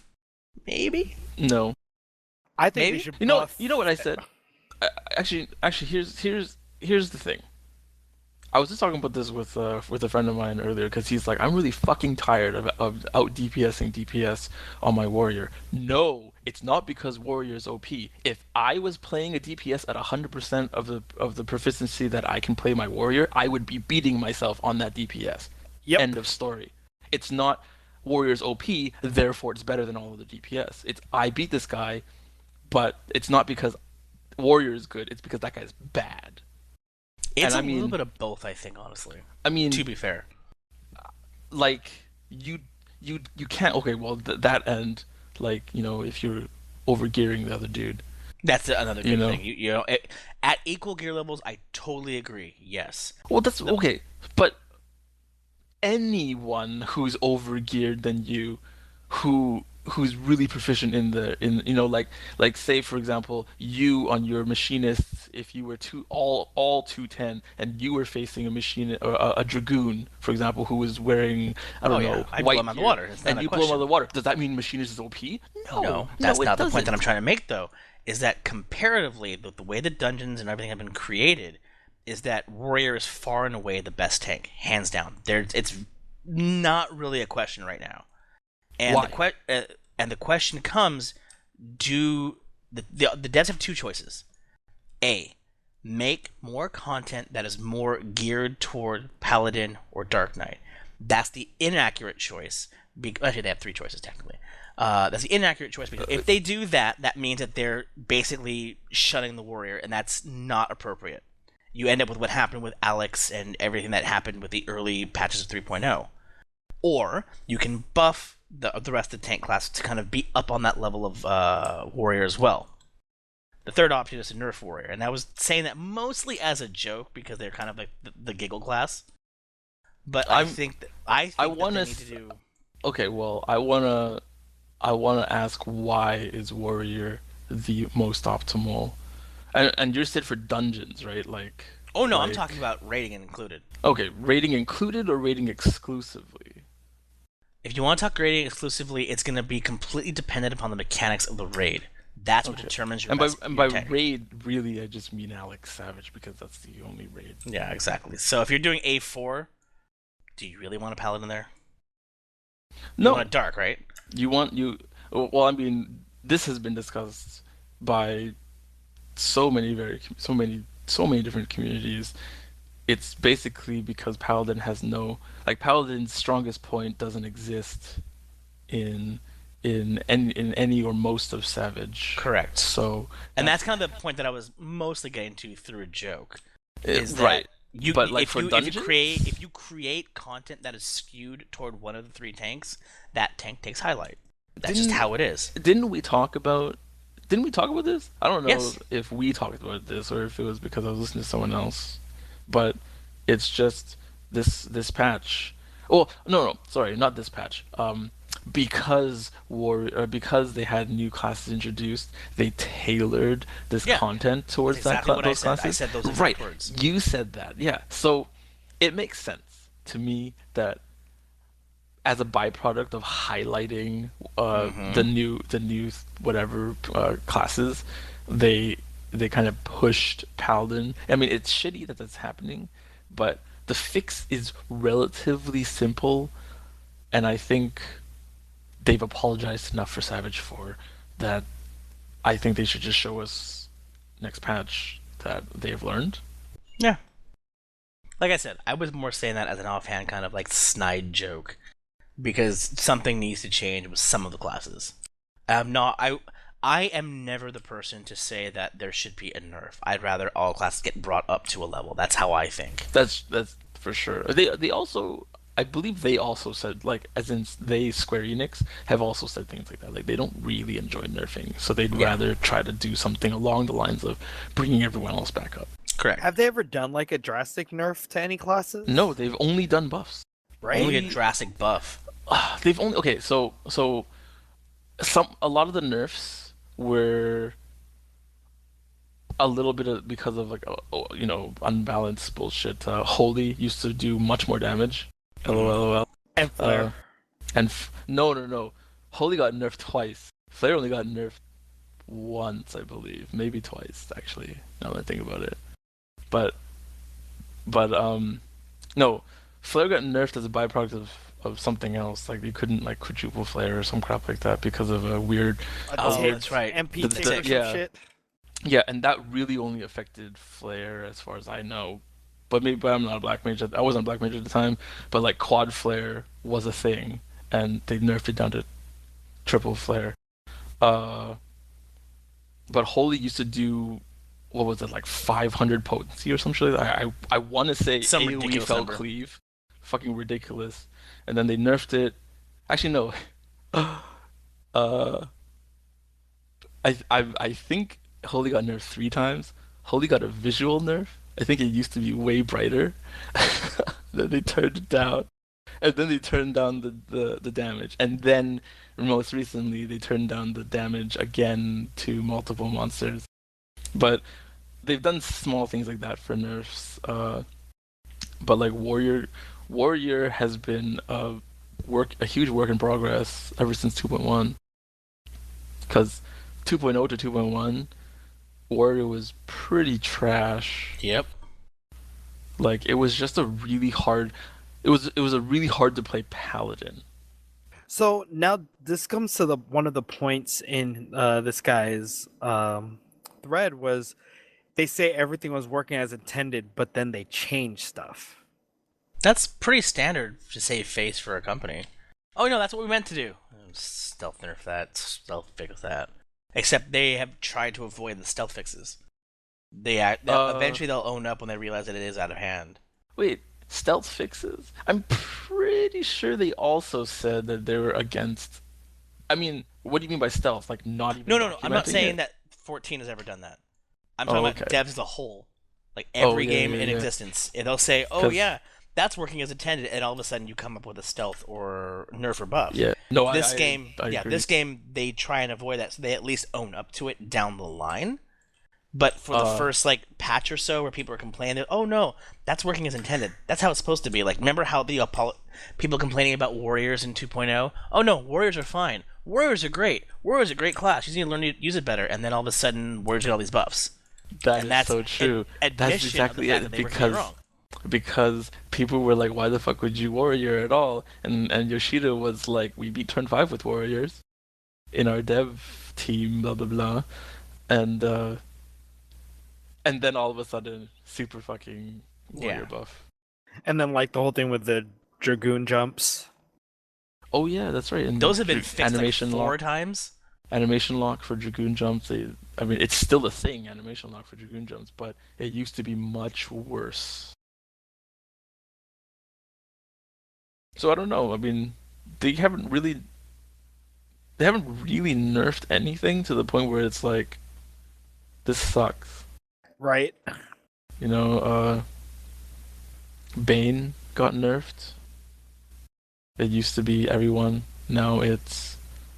Sorry, it used to be Bane just hit everyone at 100% potency. Then they changed it to it only hits 3 other monsters maximum. And I think now in 3.0... It's 4 at max, and then it goes down it's percentage 4. for each Oh, extra. really? Yeah, it's 4 at max potency, and then everything after that is lower. Yeah. So, you know, they got nerfed, they got buffed, they got nerfed, kind of thing. I don't know.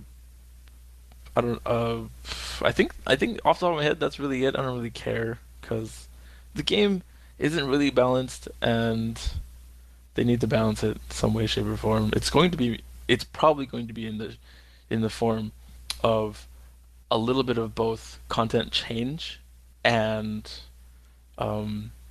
class buffs. So that's probably what they're going to do. A little combination of both, and nothing like only on one side of the columns.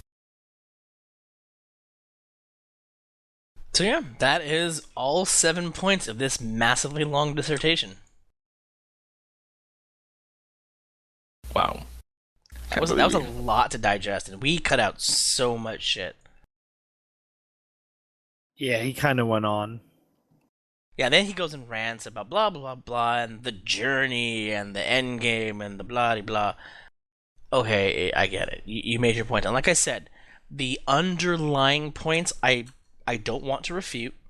I think that there's a modicum of truth in each of the 7 points. But I think that the presentation was just so vitriolic and just that it made it hard to digest. And like even Jeff, when we started this cast, before we even started, said that he didn't agree with a lot of it. And the more we talked about it, I think Jeff, you saw some points that are actually valid, right? Yeah. But as a whole, like the presentation was just bad.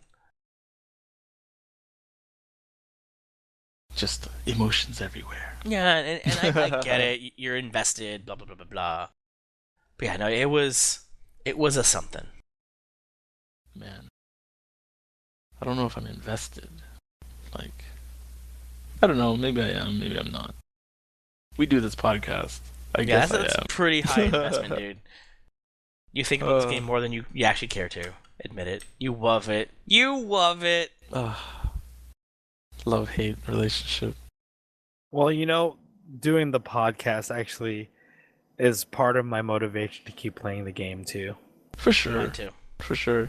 Like, it would be really weird to be like, yes, hi, I am a host on this podcast, but I don't play this game. Play this game anymore. What is this fucking shit? I don't know what's going on here. I know, right? Oh, it's unfortunate, but that's the case. Some other, yeah, that would be really weird. Listening to a podcast where the hosts or some of the hosts don't pertain to the topic of the podcast. It's like, yeah, so I went to go eat steak tonight. I think that What the fuck are you talking about, dude? If you have a history of this game, you could probably talk about it and react to the changes, and maybe it can be the It's like teens react to. Almost, yeah. Like maybe What you if can none of you us can react played to it. this game? Oh man, That would be dumb. So, welcome to SBXIV, the podcast about people who don't play this game. If Jeff stopped playing this game today, and in 2 weeks' time we had to run a podcast, he would probably still have a decent amount to say because of history and because he can, think critically and still make commentary. Once you're gone from a game from a long period of time and you don't keep up with it, I think that's when you lose the ability to actually chat.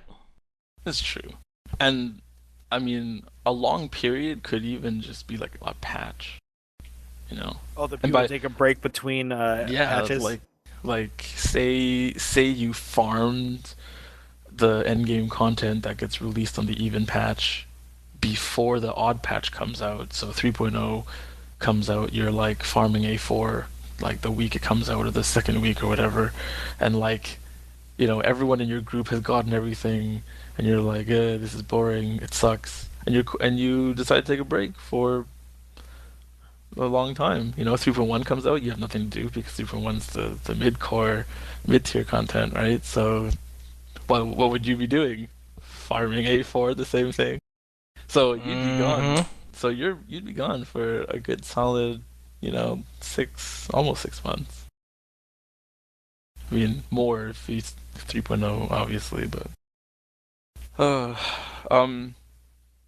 no, there was a point I wanted to talk about actually when you talked about FanFest and how they're going to announce an expansion and stuff. They are going to announce an expansion because was it the first FanFest or was it prior to that? One of their live letters, they were like, yeah, we have content planned out to 4.0, up until right? 4.0. Yep. So that means, to me, they have all of Heaven's Ward. They had most of Heaven's Ward, done by the time they announced Heaven's Ward, and they have a very broad idea of what they want 4.0 to be, given how 3.0 fared. So it makes a lot of sense that up until 4.0 nothing really big is going to change, and they're going to sort of take into consideration all of our gripes and our complaints that we had through 2 to 3 and 3 to 4, and update 4 plus accordingly, is what I was going to say. So Speculation. How many classes are going to show up?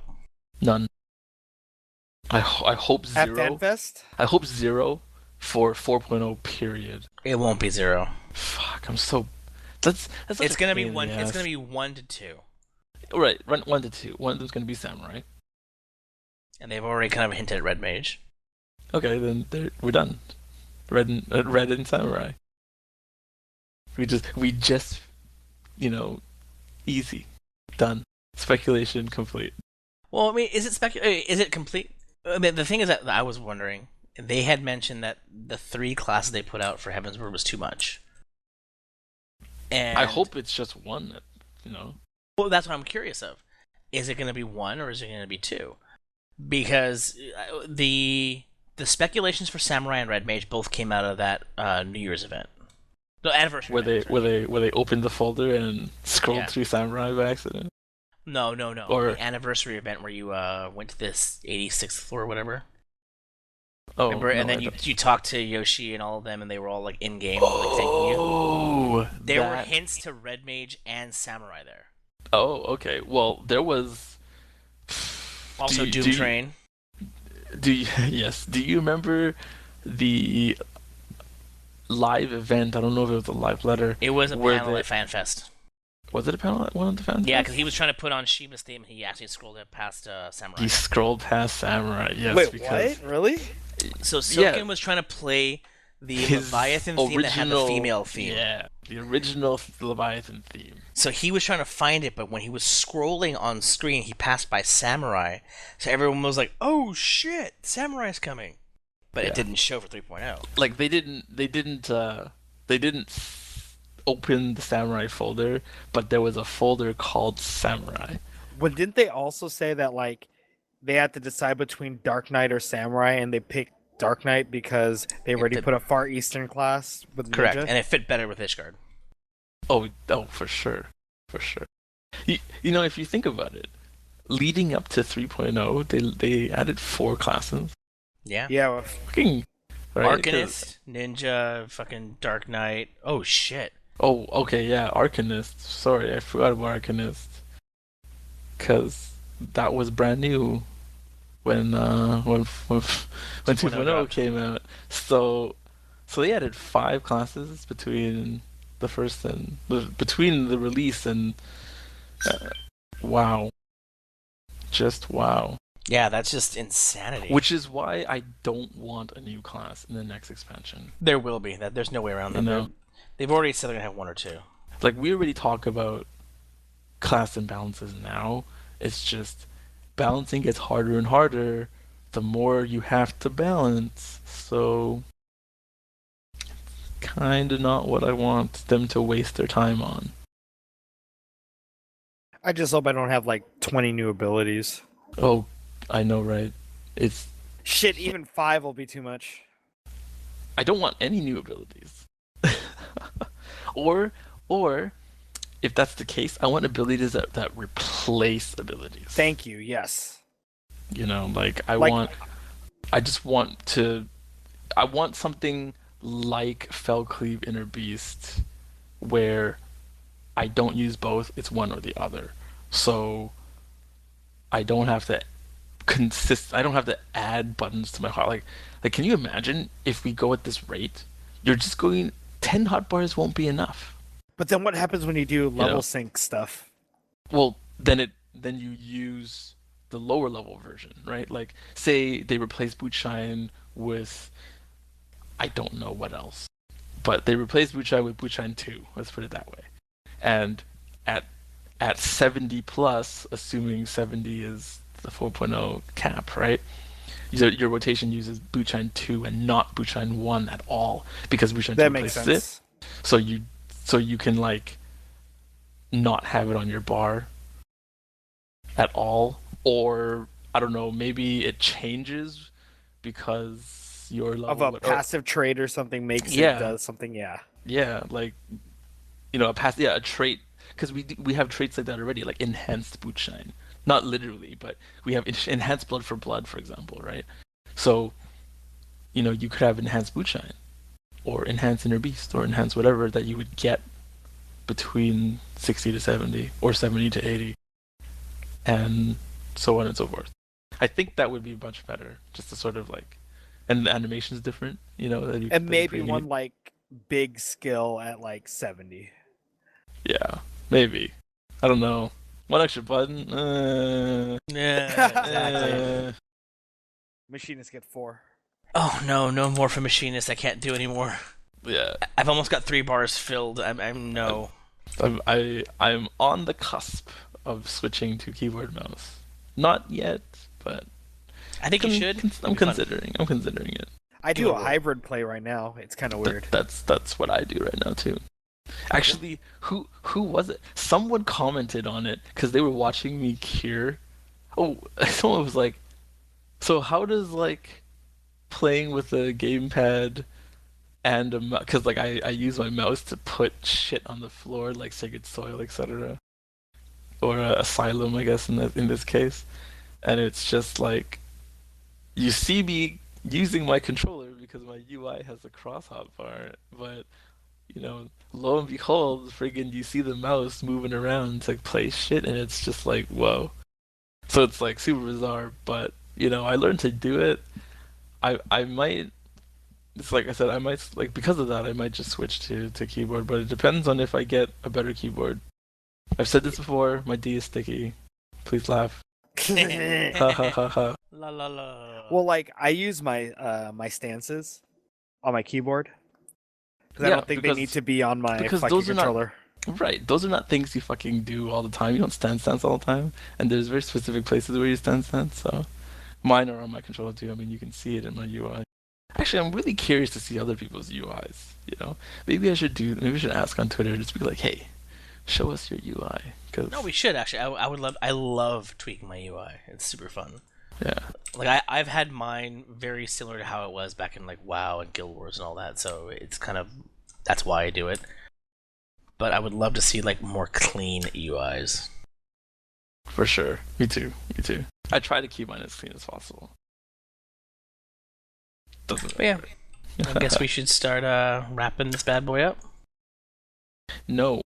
No? You have something more to say? We have an email. I wouldn't know because I don't have the fucking emails anymore because Oro hates me. I have a feeling Oro's going to show up right before we're done casting. Pop like he in there. usually does. Right. Yeah. A wild Oro appears again. No, we got one midweek last week, I believe. Don't know if I can find it. Actually, no, I found it. Oh, okay. Actually, it's from a new listener, believe it or not. Because we still get new listeners. Thank you. Whoa, right? Yeah.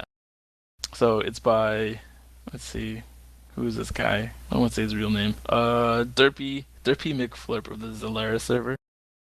So he just says hi, but he basically said he stopped playing 14 around when Heavensward released, and then now he's catching up. And as a result of not like being caught up, he was like he was sort of like scouring the internet for like places to look for info and all that stuff, and he found us apparently, right? And so he really likes us. He's been power listening. So he says he's like, I've been power listening to every episode during my work hours, and I find myself laughing hysterically. That's awesome. So he tells us to keep up the great work. Thank you, Derpy McFlurp from the Zolaris server. Apparently, he is the Patreon person as well. Oh snap! Oh snaps! That's right. I didn't want to read. His real name on the podcast, but Dustin S. Yeah, man. Thanks a lot. Thank you very much. Thanks a lot for the Patreon. Thanks a lot for your emails. Continue to listen, because hopefully we'll have much more content. As even though there's not much more content in game now. Well, a few weeks, because there's a live letter on the 30th. That's right. And a live letter, 90% chance the patch is like a week or two after it. Oh man, I'm excited. I mean, Oh. I'm excited because it's the new raid tier, so I'm looking forward to it for sure. Also, me and Jeff were talking about doing a live podcast thingy. Yeah. Yeah, As we long have. as we're not doing fucking Diadem simultaneously. No. That was no. bad. That was all bad. Well, I mean, that was all because of you. No, I'm just kidding. Hey, No. fuck you. So what we were thinking was more along the lines of like a visual podcast and not just like you see someone playing the game and the background noise is us podcasting, which is what we did for Diadem the other time. But this is more of a structured thing where we could show on screen what we're reading, what we're saying, or what we're looking at, what we're describing.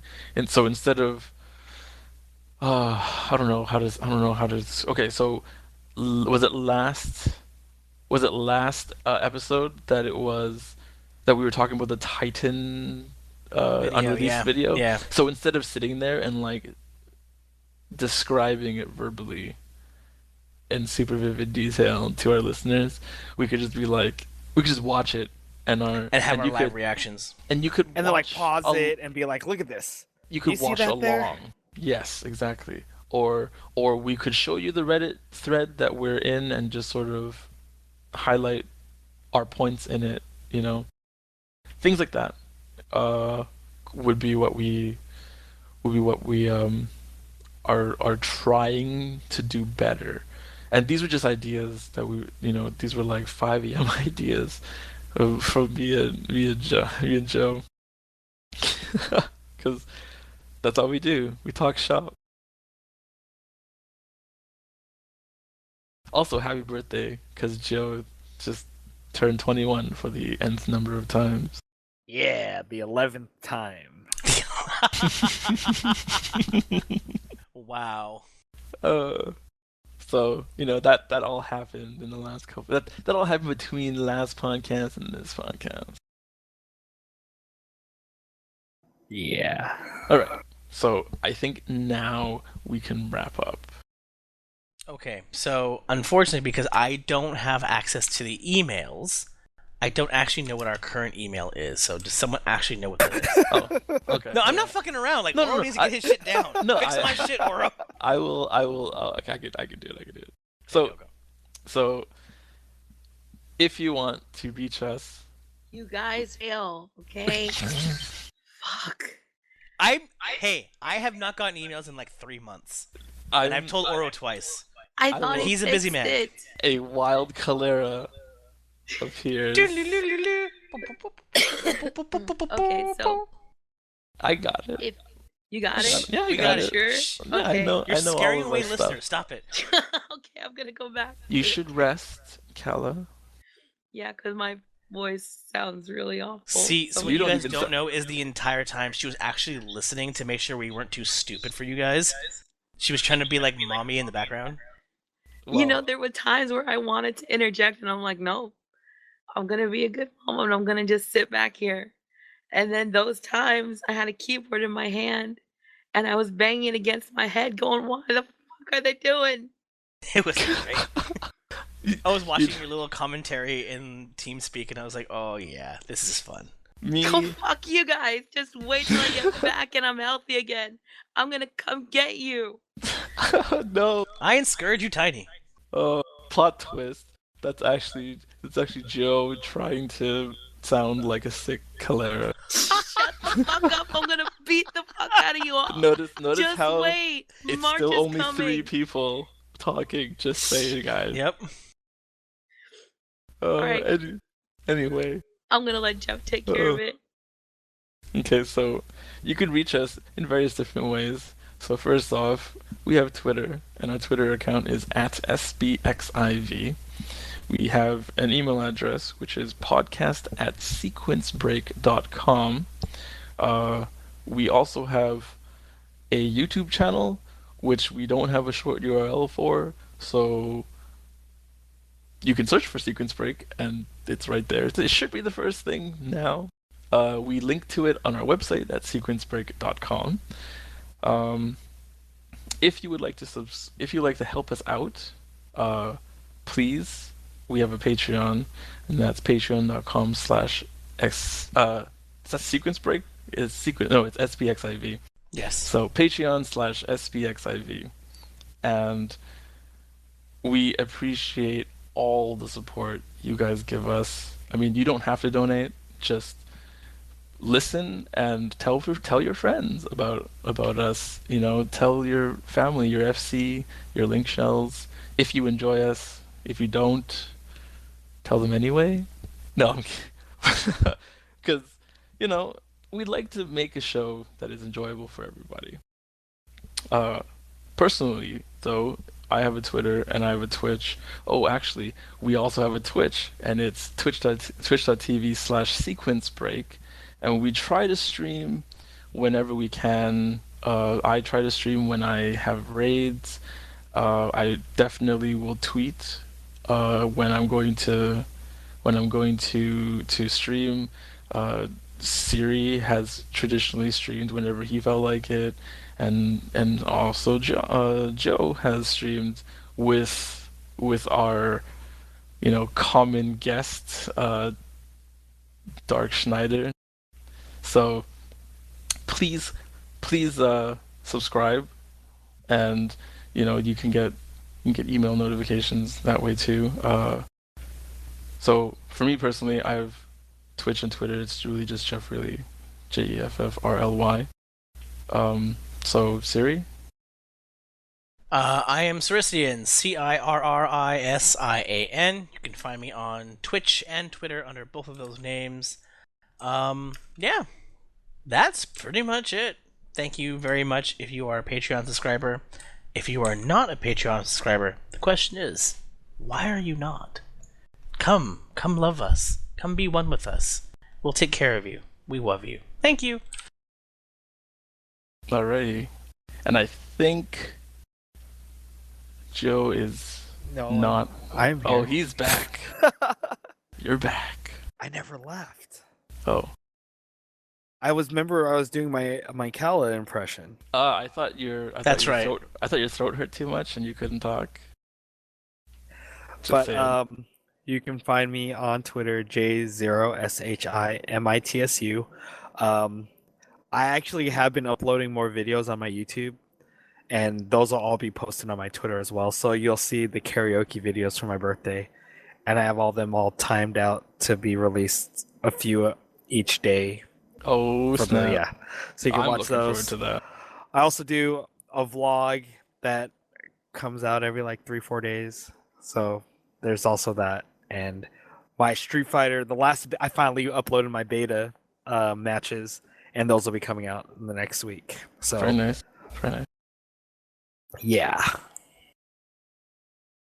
That drops in a month, doesn't it? Oh dear. Yep, exactly a month actually. I'm gonna probably be very, very silent come that drop date. What's the 14? Well, it depends on the content of the 14 expansion. Or patch. Or not expansion, the patch. Patch probably won't hit till mid-February, late or March technically. So in theory, if we're still in that lull, I'm gonna be playing more fucking Street Fighter than exactly. Especially since I finished my weapon. Yeah. You jerk. It's okay. He's going to get sucked in to do his weapon, though. He's going to get sucked in to do Dark's weapon with her. I know, right? No escape. No escape. Alright. See you guys next time. Later. Goodbye. Bye. Bye-bye.